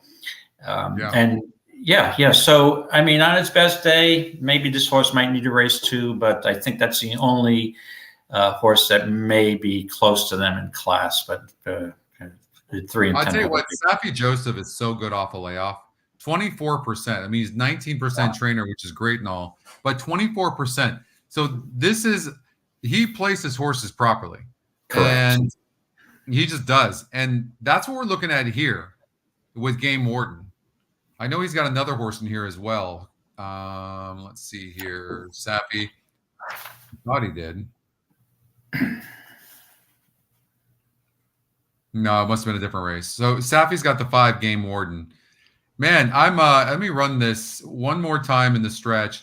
If we throw the 3 and the 10, let's just say that the 3 and 10 don't run good. It's got the 7 winning, but the 5 is, the 5, 4, and 9 and 6 are right there as well. Man. I'll tell you what a good call that would be if you left out the 3 and the 10. Yeah, that's the thing, right? Now, if this was a live tournament, it depends. Obviously, it depends where you were at this point. Because if you knew you were in the top 10% or the top 10, top 20, whatever, you may be more apt to use the 3 or the 10, right? Figuring I'm in good shape because I got 3 or 4 other races coming up. But obviously, if you're in the middle of the pack and if it was a live one, you'd most likely look for a price and figure, well, these $5 or $6 is really. You look at it, like the $5 or $6 is not going to cost you when there's 10 races, but it could if you're right. A couple. Hey, listen, we've all lost a seat by 80 cents or $1. I know. Well, I just lost a seat by $3, so that's why I'm making such a big deal about this, Catherine. It's the number 6. That's why I'm making such a big deal out of this. Yeah. Because, yeah. I'll just tell you a quick story. A buddy of mine, we were trying to qualify this probably in the early, probably 2012, 2013, Capital OTB, their December handicapping challenge. You had to be New York State bred, basically. You had to be a New York State resident, I believe. Could be wrong on that. But a buddy of mine who I didn't know too well, just a horse playing buddy, he was in contention. I was in contention. I kind of slipped down the leaderboard. And all of a sudden, he comes running he disappeared. He's at the bar. He comes running, cursing his brains out, going nuts and hooping. He's going, I'm going to effing Vegas. I'm going to effing Vegas. And I look at the board and I'm like, holy S. I look at it. He won. He was in second or third. He catapulted the leader and won by 10 cents. Whoa. And he was having, so it just shows you, and he might have had a horse like that. Right. Yeah. 10 cents. 10 cents.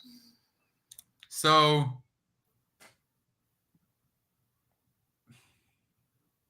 let's sort the jockey trainer combination.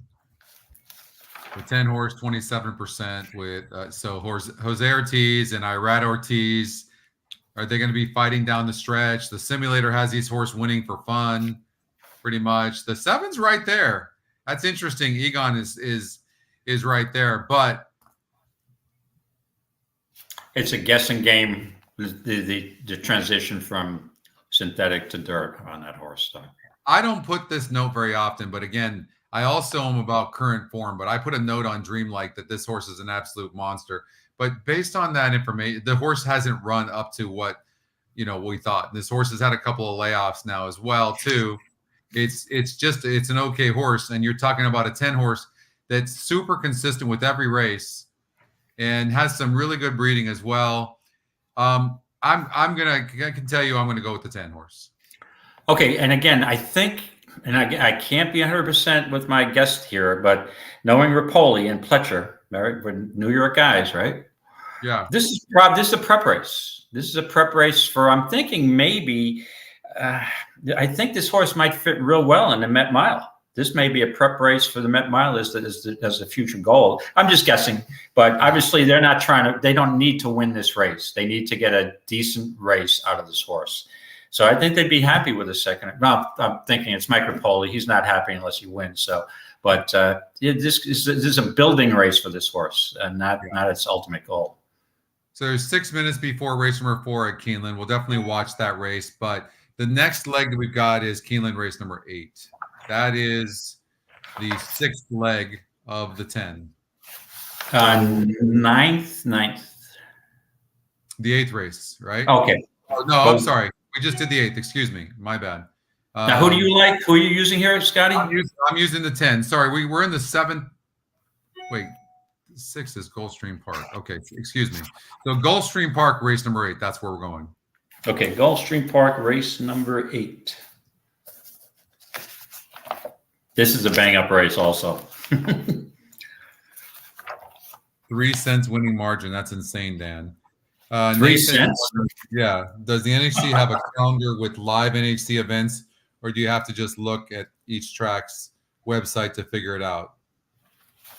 Good question. If you go on the NTRA website and you go to NHC, National Horse Players Championship, click on that link, and then you can scroll down. It'll say schedule. So you hit the schedule, and you say there'll be a box, hit full schedule, and the full schedule will appear from now until the end of December. Now, keep in mind that not everything's on there yet. There's a lot of tracks who have tournament schedule that aren't on there yet. But if you just keep checking that you'll get all the qualifiers. Right. So you can go up here. You can see schedule. You can go on the calendar for each one. Like you can see today, you've got this particular tournament. If you click on it, it'll take you to horse players. So yeah, all of it is there on schedule. Just go to schedule. Let's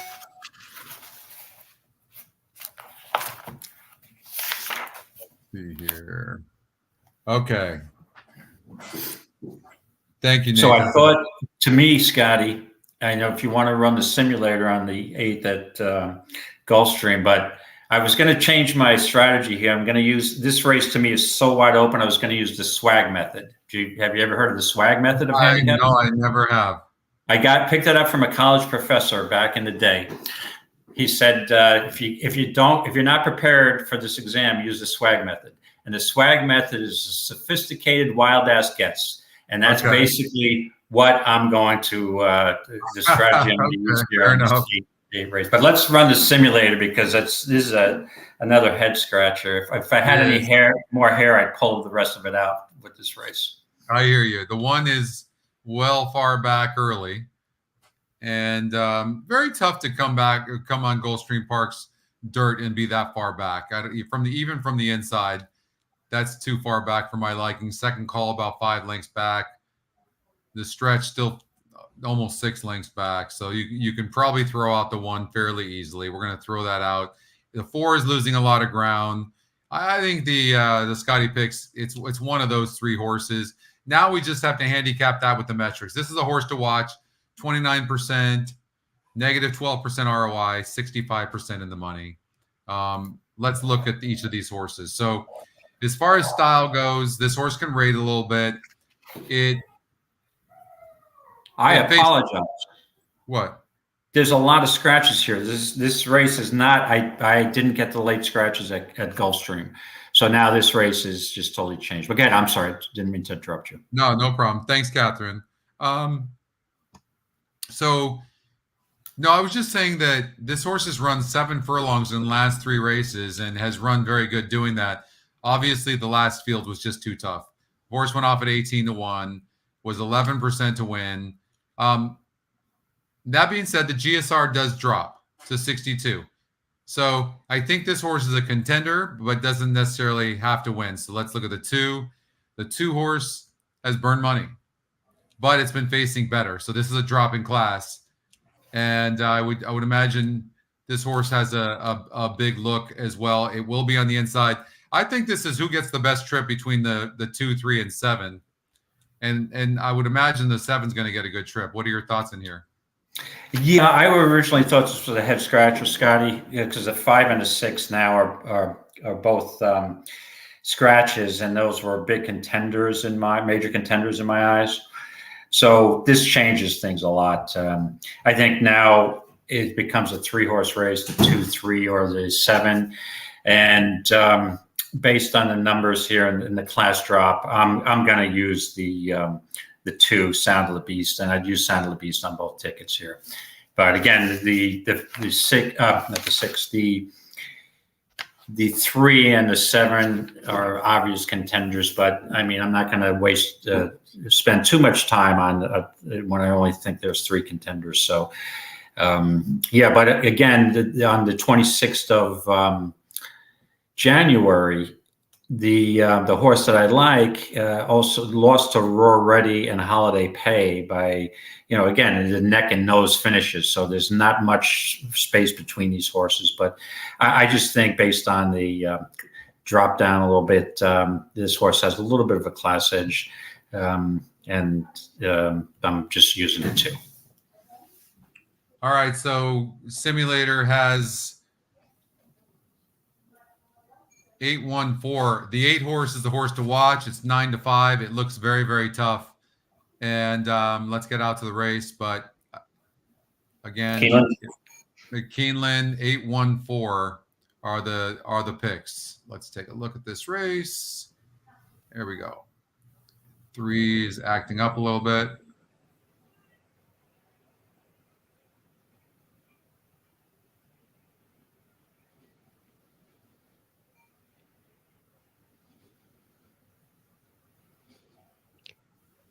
Size Lord moves into line.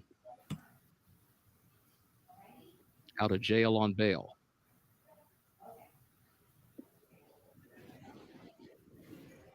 Yeah, I love the 8 here. Yeah. Adrift, the last one.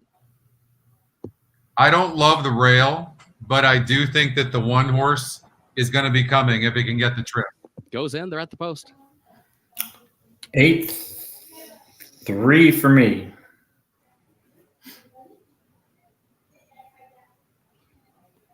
They're off. Size Lord and Run Jalen Run come out and go 1-2 in the opening strides. Runaway Joke moves up in 3rd. Nick's Hero is away running in 4th. Hold My Bourbon is 5th. Out of jail on bail between horses in 6th position. El Peligro to the far outside is in 7th. Then Adrift is 8th. La Bombo is 9th. And Save the Trees who broke last, is at the back of the pack, some 15 lengths from the front, opening quarter 22.38 seconds. Onto the far turn, Run Jalen Run moves up to the outside of Size Lord. Size Lord continues to keep ahead in front, but Run Jalen Run is right there alongside the leader. Then a gap of 3 more lengths to Hold My Bourbon, who's third with just over a quarter mile to go. Then a gap of 5 more lengths back to El Peligro and Runaway Joke. They turn for home. Run Jalen Run has a narrow lead coming off the far turn. Here comes Hold My Bourbon to the outside.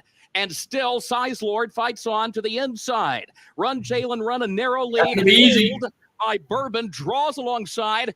Save the Trees.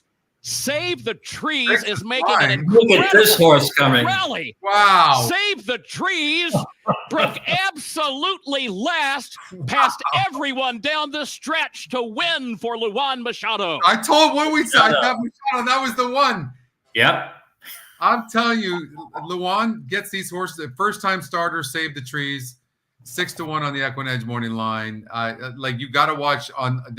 There's a long shot every single time. Wow. Great. Let's take it back to the top of the stretch. I was almost certain that the winner was either going to be the 8 or the 1. The 1, Hold My Bourbon, angling out into about the 4 path here.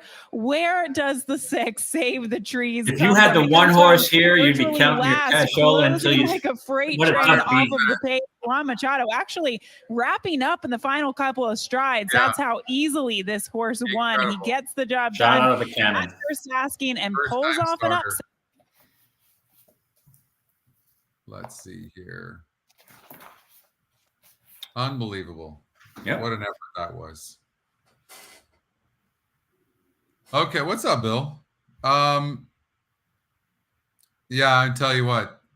Machado gets these long shots. Like that's one. I thought there was another one maybe that Luan could get as well.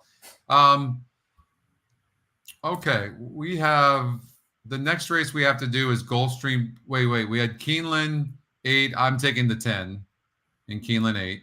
Okay, I'm going to do the 10 over the 3. Is how I'm playing that. Okay, and then the next leg we have is Gulfstream Park race number 8. David, let's get out there. Right. Okay. Gulfstream Park race number 8.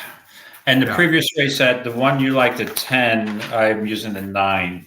You're using the 9. This horse, trying to get a little bit of a price there, right? Gulfstream. Okay. So I genuinely don't have any idea what to do in this situation. It's just I like who's going to get the best trip in here. Off the layoff, Safi Joseph is 23% in this context. That's in 455 samples. I mean, his barn is an absolute beast. And Crichton has been on fire of late. So maybe there's a play there with this 3-horse holiday pay. What do you think again? You like the 7? Oh, in this race, I'm sorry, I was going a race ahead. Yeah, no, I'm going to use the 2. I'm all over the 2 here. Sound of the Beast. Why are you all over the 2? Well, I think this horse, it's running some, these stakes races, Florida bred stakes races down there. It's run competitively, and I just think this horse is due. I mean, these horses, there's not a lot to separate these 3 contenders in my mind, and I'm just taking a shot that this horse will get a really good trip. And I think 6.5 is right up this horse's alley. The race that it ran on, that he ran on the 11th of November last year, just almost got up and after a bump start. So it basically, I think it's the most logical one to win, but it's most likely going to be a rather close race with these 3 horses. So I'm going to lean to the 2 here. I find it interesting that the EE morning line is favoring the 3-horse so much at 6-5. Like when you look at this horse, it doesn't look like a 6-5 horse. So I was a little surprised. Now it does have the 2-horse at 2-1 and the 3 and the 7-horse at 3-1. But well, maybe with 4 starts, this horse may have a little more upside than the 2. Or the 7, who's got 12 starts, but I mean the 7 has won 2 races, so yeah, I could see any of those 3 horses I can see, but I'm just going to give a slight edge to the 2. So the 4 horse is going to most likely be on the lead and on the cutback, but this horse has had easy leads before and stopped. So there's a high likelihood this horse is going to stop. Now the 7 is going to be sitting a beautiful trip on the outside. No question about that. But depending on how fast the 4 goes, the horse that's going to be sitting in third could be the 2 or the 3. So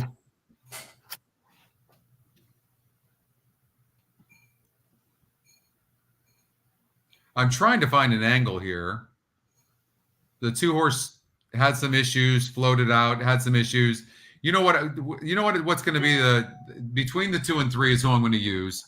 And I want to take the horse that's not losing ground at the end. You can see here, this horse doesn't lose too much ground.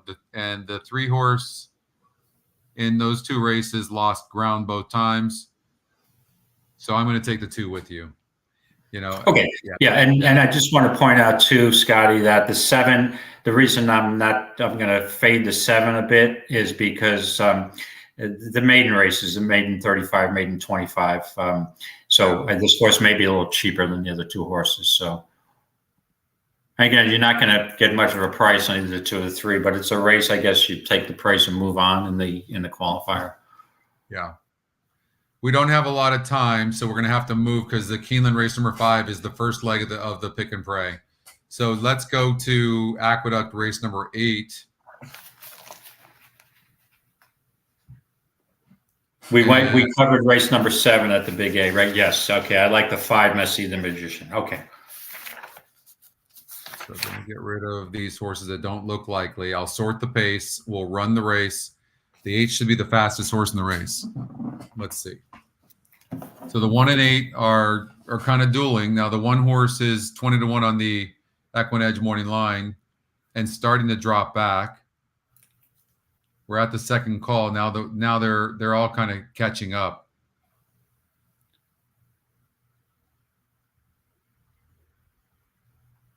So I think we can probably easily throw out the 6 horse who's really losing a lot of ground.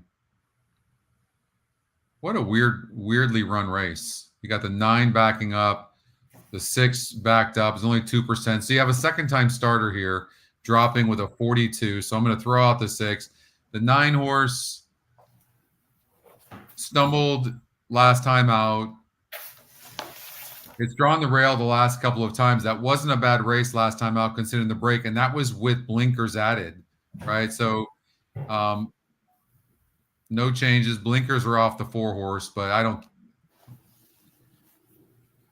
blinkers are off here. Let's see here. So they didn't run well, but the horse ran pretty good, but that was against a little bit easier group. I don't know. Tell us your thoughts on this. Okay, yeah, this is a maiden 30 claimer, bottom of the barrel here at Aqueduct. This normally can produce strange results, and that's just what I'm looking for. If you look at it on paper, the 3 Watch Hill seems like the most likely winner. My concern is that even though this horse had a bang-up second last time out, stretches back out to a mile, and his race, basically every race is pretty even. That's pretty consistent, except the 2 worst races this horse has run are over off tracks. So this horse is a contender, but you're looking at 126 pounds because of the weight of a 4-year-old. It's tough this time of year for 3-year-olds to win against 4-year-olds. But with that being said, I was looking for a price here, and I'm looking for a little chaos. So there's a couple of different scenarios I can see here. The 1 horse that I'm going to give a chance to at a price, it seems like I'm picking too much chalk and logical horses going in. So I want to have at least 1 or 2 value horses, or this might be crazy horse time. The 1 horse that's pretty logical to me with another chance is the 9 horse, Erie Man, Charlie Baker's horse. The one thing I noticed about this is this horse put blinkers on last time out, and with a stumbled start. Okay, to me, that's a throwout race. Give a horse a bad race. There's an excuse right there. Second time blinkers. had an education, possibly, hopefully, this blinkers this time out, the horse will get out better and be stalking and right on the pace and have a good shot. But the horse I'm trying to make also is now, I hope everybody's sitting down. And you threw this horse out as one of the first, so I'm sure that is, and I know this seems a little illogical, but hear me out with my angle here, is Mortgage Rate, the 7. Now, it's probably an unlikely winner, but when I'm looking for long shots, can I make a case for any excuse here?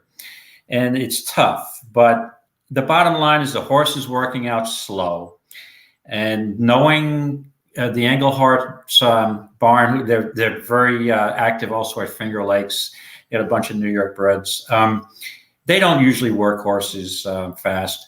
So I'm not concerned about that. We got a maiden special weight open company first race at Gulfstream Park. Didn't lift a hoof. Check start. Second race up to Aqueduct. Out of Cassie's barn to Englehart. And this horse, another bump start. Okay, so based on its numbers, finishing 9th twice, you would conclude that this horse can't absolutely run. Well, they dropped this horse down to a maiden 30, and then you get the same result. Finishes 7th, 27 lengths behind, right? So this horse can't possibly run. Okay, 2 excuses. First time from a maiden special to a claimer, that's 30,000, maiden special to 30, to me, the biggest drop in horse racing. Sloppy track, that's a throw up. This horse maybe did not like a sloppy track, and a fast track is in a possibly different animal, and that might be its level. And blinkers on. So the class drop, second time, first time actually on a dry track in a 30,000 level, blinkers on.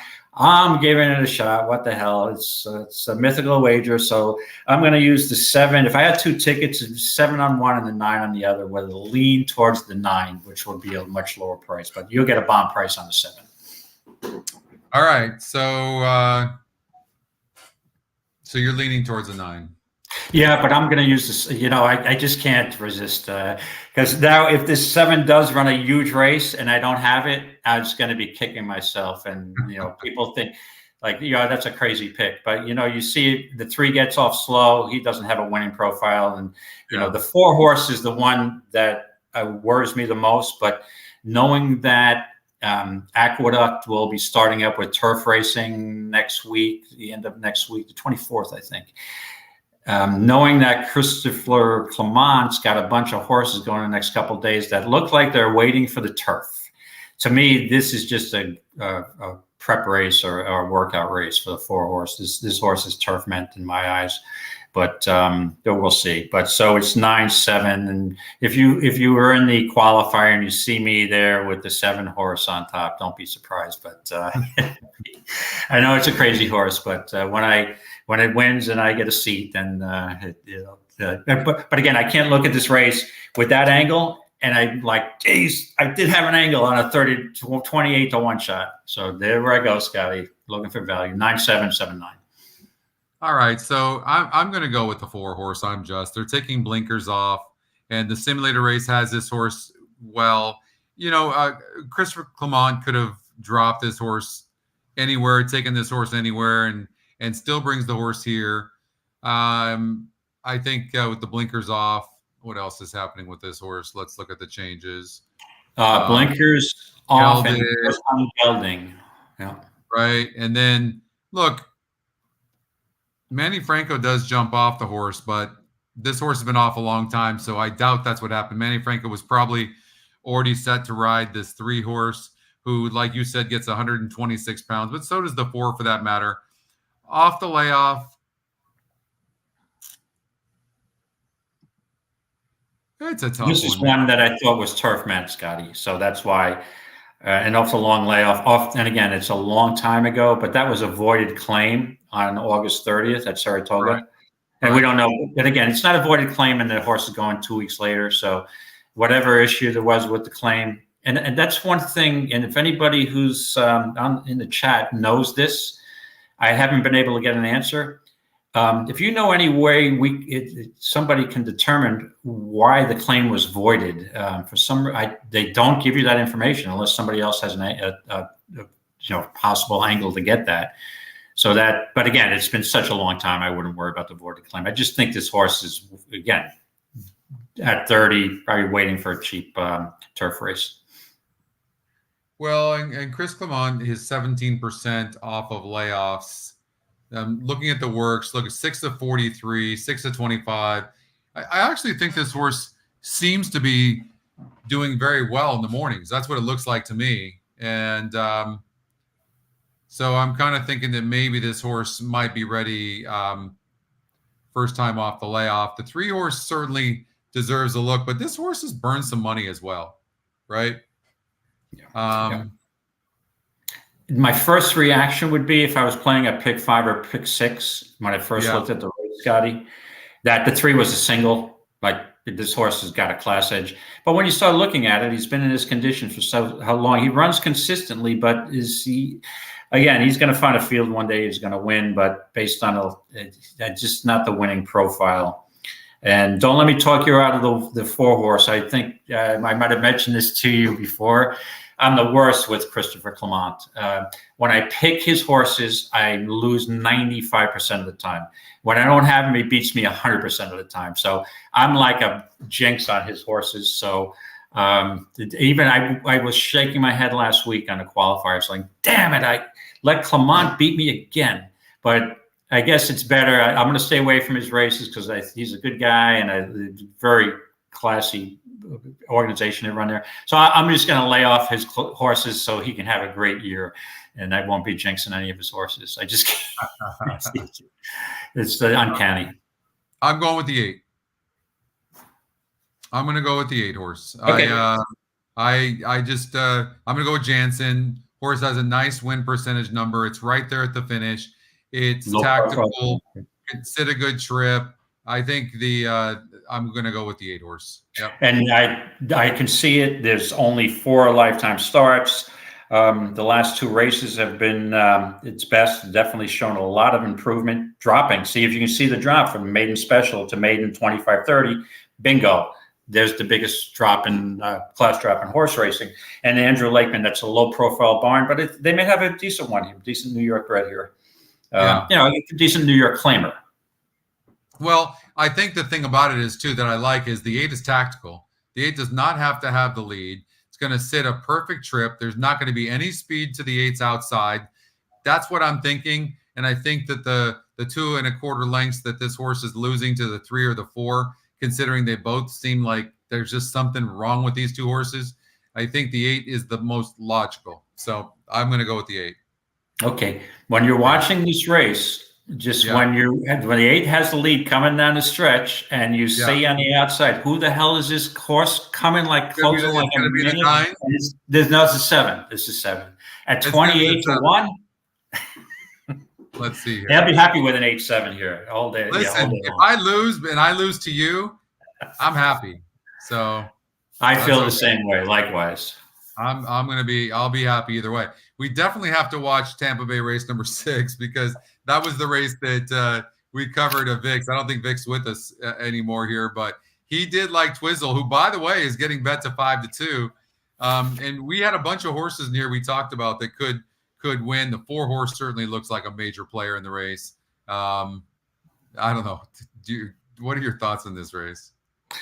Yeah, I'd look at Twizzle, and at 5 to 2, I'm probably, again, it's $16,000 claim, but this horse only won on a sloppy track. I'm not sure this horse really wants to, it's like a 7 furlong horse. Based on his breeding, it probably would be, but I don't know. I don't really have, to be honest with you, I don't really have a strong opinion in this race. I didn't really look at it. Well, the system has the 4 winning by the mile of the track. I had mentioned the 3 horse. Those are the top EquinEdge picks.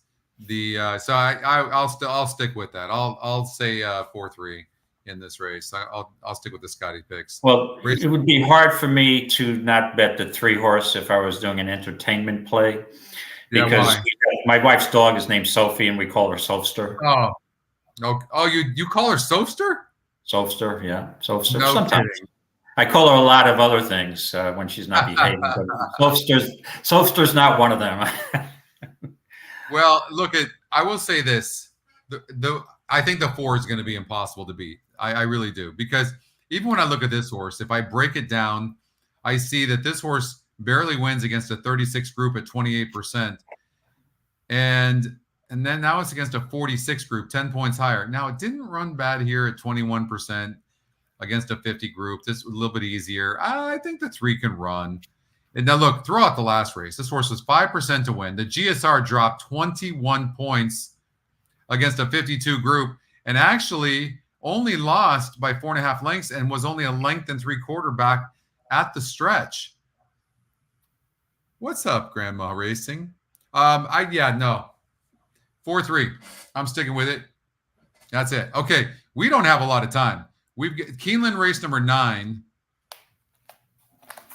Let's get a Keeneland race number 9, and we'll come back and watch this race over at Tampa. Sure. You've got 9 minutes basically. So this has got to be speed handicapping for 3 straight races. Okay, I'm just gonna run this and tell us what your opinion is. The system. I will tell you, I like the 3. I already know it. Okay, we don't have to spend a lot of time on this race because we're on the exact same page. I'm going to give the 3 the huge edge here. Love the race, the last race at a mile off the layoff is just sitting on a big race here. And there's a Juddmonte horse. Mott is having a great meet, and that's all I need to look. I mean, I'm just singling the 3 here. Not even a second question. Me too. Okay. This race is the only race I did fill in Keeneland race number 10. We'll go over that in 1 second. I need your help here in this race. What are your thoughts on this race? The 9th race at Gulfstream. I will tell you that what I had here was Comedy Town. I'm not going to spend too much time on it because we just don't have the time. That Comedy Town, I've lost so much money on. This horse seemed to have lost a step. I am a big fan. I had a couple of scores, but I've lost money recently on this horse. So I don't trust Comedy Town. I think the horse is likely to finish at least 2nd or 3rd. The horse I'm trying to make here is number 6, Point Liam. And 6 is scratch. 6 is scratch. Okay, so then I'm on Comedy Town again because I didn't look at any other horses here. 7 looks faster. I will tell you this. 4 seems to need the lead for its best. It's on the inside. The 7 seems faster. Also needs the lead. It looks like in this situation, I see them dueling. The 2 or 8 is going to win the race. That's what I see. And if you want a price horse who's burned a lot of money, you could take the 3. I wouldn't be surprised if the 3 runs a good race.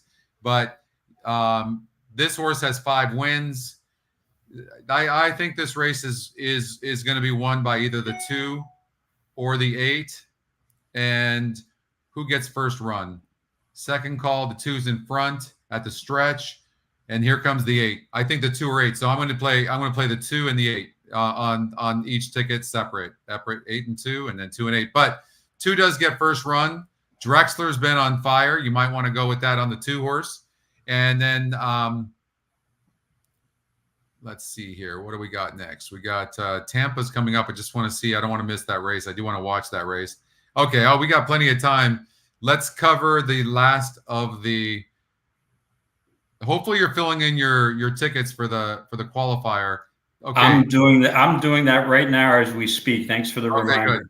I got 2 more races to go. Okay, good. A second.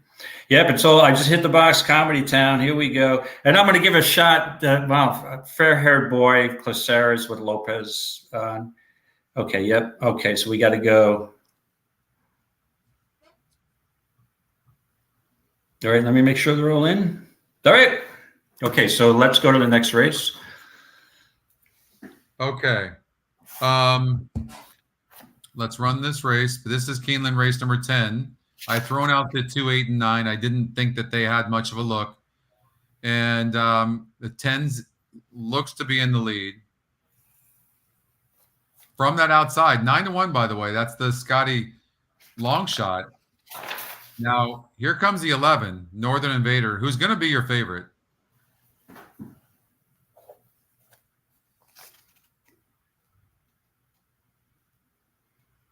At the stretch, All of a sudden, here comes the 7, Scooby Quando, who's the Scotty top pick.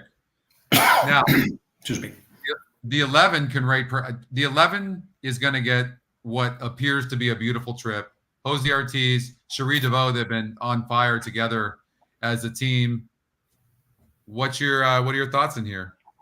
Yeah, I think to me, this is the 3 horses I would be interested in here. And I think the 11 is going to be very tough here. Second race off a layoff. Has never raced at Keeneland, but the last race comes out it's the prohibitive favorite against another contender in this race, the 3, Wonderful Justice, who was a long shot at 15-1 for Brad Cox. So those horses are very tough to separate. I mean, and the thing is, I'm looking for a little more value. So I started checking out some of the other contenders here, and I did come up with something. I'm going to try to get an angle here. Is I like the 6, Loyal Company, a little bit. The first time it was on the turf, it was 7.5 furlongs.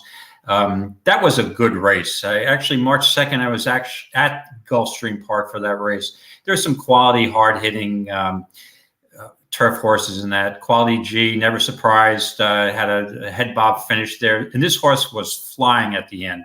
So I'm thinking a mile distance might be right up this horse's alley, and I think this horse is sneaky to run a good race.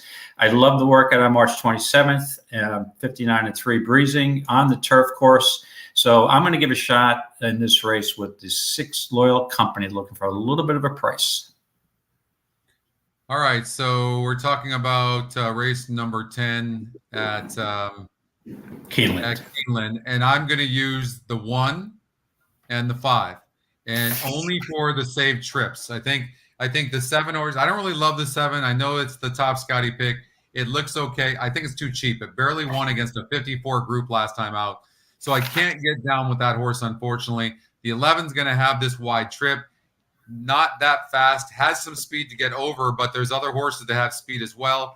I think the 5 might get a good trip. I also like the fact that the 1 horse, Bellini, and the Bab, the 5, both go up in GSR significantly. So I think they're capable of running better races even, and they're on the simulator, they're right there. So 1 and 5 for me to finish it up. I just want to point something out also, Scotty. Yes, I did please. look at the 1. The 1 came out of that same race. Bellini, Chad Brown's horse. Yeah. Bellini that day was 30-1, and the 6, Loyal Company was 13-1. So Brendan Walsh is bought. They must have known that this horse has some ability on the turf. That horse went off at 13-1 in that tough field. So that's what made me lean to the 6. So it's 6. Okay. Yeah, 6-3 for me. So they're going into the gate over at Tampa, and I'm assuming Vic bet the 1. I thought the 4 was too good for the 1. And then they are at the 2 minutes away for the first race of the qualifier. So get your plays in for this qualifier. But I'm on the big favorite here at Tampa. Vic's on the 1 horse. 6-5 here. And let's see. I think the 5 can run okay here at Tampa. 5? Okay. Yeah. I think the simulator had the 4 horse winning by about 4 lengths. She Loves to Move is next. I see the 1 on the lead and the 4 just sitting right on the outside of the 1. Rose, gate 8, Patia, and Gabriel Maldonado to the outside. Gabriel already the winner on today's card. And my wife will say, "Why don't you bet Solster?" You Like, have I to don't do bet hunch Solster, plays. don't you? I don't do hunch plays on Fridays. The race is on. Only on Fridays?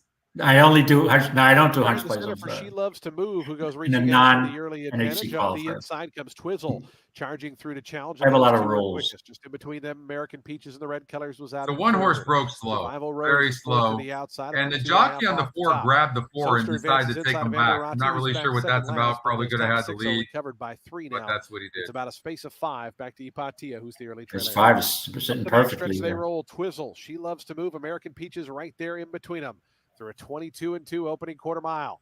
Another lineup of 3 in behind that. Sofster from the inside. Survival Rose out 3 deep. Emirati still in between horses, 6th and only 3.5 off the top as Twizzle takes him toward the 3/8 pole. She Loves to Move, pressing a little closer now in that second spot. Now here's Emirati charging up 3 deep, and Emirati coming after the leaders right here and now. Dropping back in behind horses, there was American Peaches trying to rally up from the back. Soapster and Impatia. And here comes Soapster. Right up alongside of Twizzle. These two go on. They've gone 3 clear of Survival Rose. American Peaches trying to re-rally toward the inside. Impatia takes the wide route as they have a final furlong left to go. Amirati, Twizzle fighting right back at her on the inside, but now Amirati's a neck in front. Twizzle, American Peaches back up to 3rd. In behind horses, Survival Rose is 4th. The final 16th to go, and Amirati going clear late. Amirati and Sammy Camacho. Hold on with this one. 2. Twizzle was 2nd. All American right. Peaches There we 3rd. go. 4-1. Yeah, 4 was logical. Toaster looked to get fit. Yeah, but the 1 ran huge. So Vic that was his angle. He had an angle with the top pace and top SOR or something like that. And you got 7-2 on a horse that almost won the race. So I'm always going to lean to the 7-2 shot over the 4-5. All right, they're going into the gate over at Keeneland. Good luck. This is the first leg. At the post. David, remind us who you're on. This is not one of the. Oh, it's not. That's right. It's it's Santa Anita. That's and right. Evan Harlan, Dude in Colorado. These two come to the front in the opening strides. Dude in Colorado toward the outside will have the early lead. Evan Harlan quick to get over toward the rail to save some ground into that first turn. Common Bond between horses is in 3rd. John Dutton a wide 4th around the turn, as now Dude in Colorado clears with the lead. Further back, it is Freedom's Way, 5th in between horses. Escape Artist is 6th toward the inside. Banishing was wide around the turn in 7th. February Sun between horses, 8th.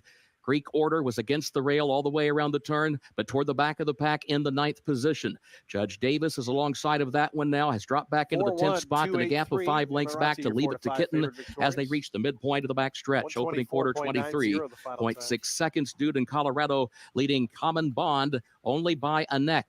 And then Evan Harlan behind that pair in 3rd. John Dutton 4th. Escape Artist 5th. And Banishing 6th. 47.38 seconds was the time for the opening half mile. Banishing is toward the outside, still running 7 lengths off the lead. And then Freedom's Way and February Sun, Judge Davis. Greek Order is next to last, nearly a dozen from the front. Problems there for February Sun, who took an awkward step off the far turn past the quarter pole. It is Dude in Colorado leading Evan Harlan, who comes toward the outside as they move into the final furlong. Evan Harlan trying to reel in the race leader, Dude in Colorado, who still has him by a half length. Evan Harlan is there. Escape Artist up the inside into 3rd. Greek Order is still far back on the far outside. Here's Evan Harlan alongside of Dude in Colorado. Evan Harlan. Edgar Morales aboard to win it. Dude in Colorado was across the line in the 2nd position. They were followed by Escape Artist and Freedom's Way. That would have been a good start to the qualifier, huh? That sure would have been. But, when you look at this race, I mean, it's wide open on the win percentages. The 9 was the top win percentage, but the 7 had a 12% number. It was just a wide open race. Yeah, Brennan Walsh. And I picked him on Loyal Company, so maybe the barn's getting hot. And Sean Feld is the owner of this horse. You know Sean, right? Sean Feld? Yeah. Good. Congrats, Sean. Yeah, I mean, Jared had that horse. Nice. Oh, you had the pick 6. That's a good start to the pick 6. Wow, that's awesome, Jared. Nice. Can I buy into that ticket, possibly? Yeah, right. Not a good start. It's a fantastic start. It was just a wide open race. And that was, you're going to get a price, and because some of the other races do look a little chalky, especially this next one coming up with Brad Cox's horse. So, but again, you'll be surprised how much a 22-1 shot will get your number up in a pick 6, even if the rest of the card is logical, right? Yeah, for sure. Well, guys, thank you so much. We really appreciate you hanging with us. David, thank you as usual. You're such a great partner. We've been on since 11:30. It's a grind to do this type of show and cover this, but we wish you guys all the best and in the qualifier today, and hopefully we're going to see you on the leaderboard soon. David, good luck this weekend, everybody. Thank you so much. Everybody. May the horse be with all the horse players out there. Have a good weekend and good luck today. Let's see some qualifiers. We'll meet out in Vegas and have a few mocktails. That's right. We'll see you. Have a good one. Enjoy. Good luck.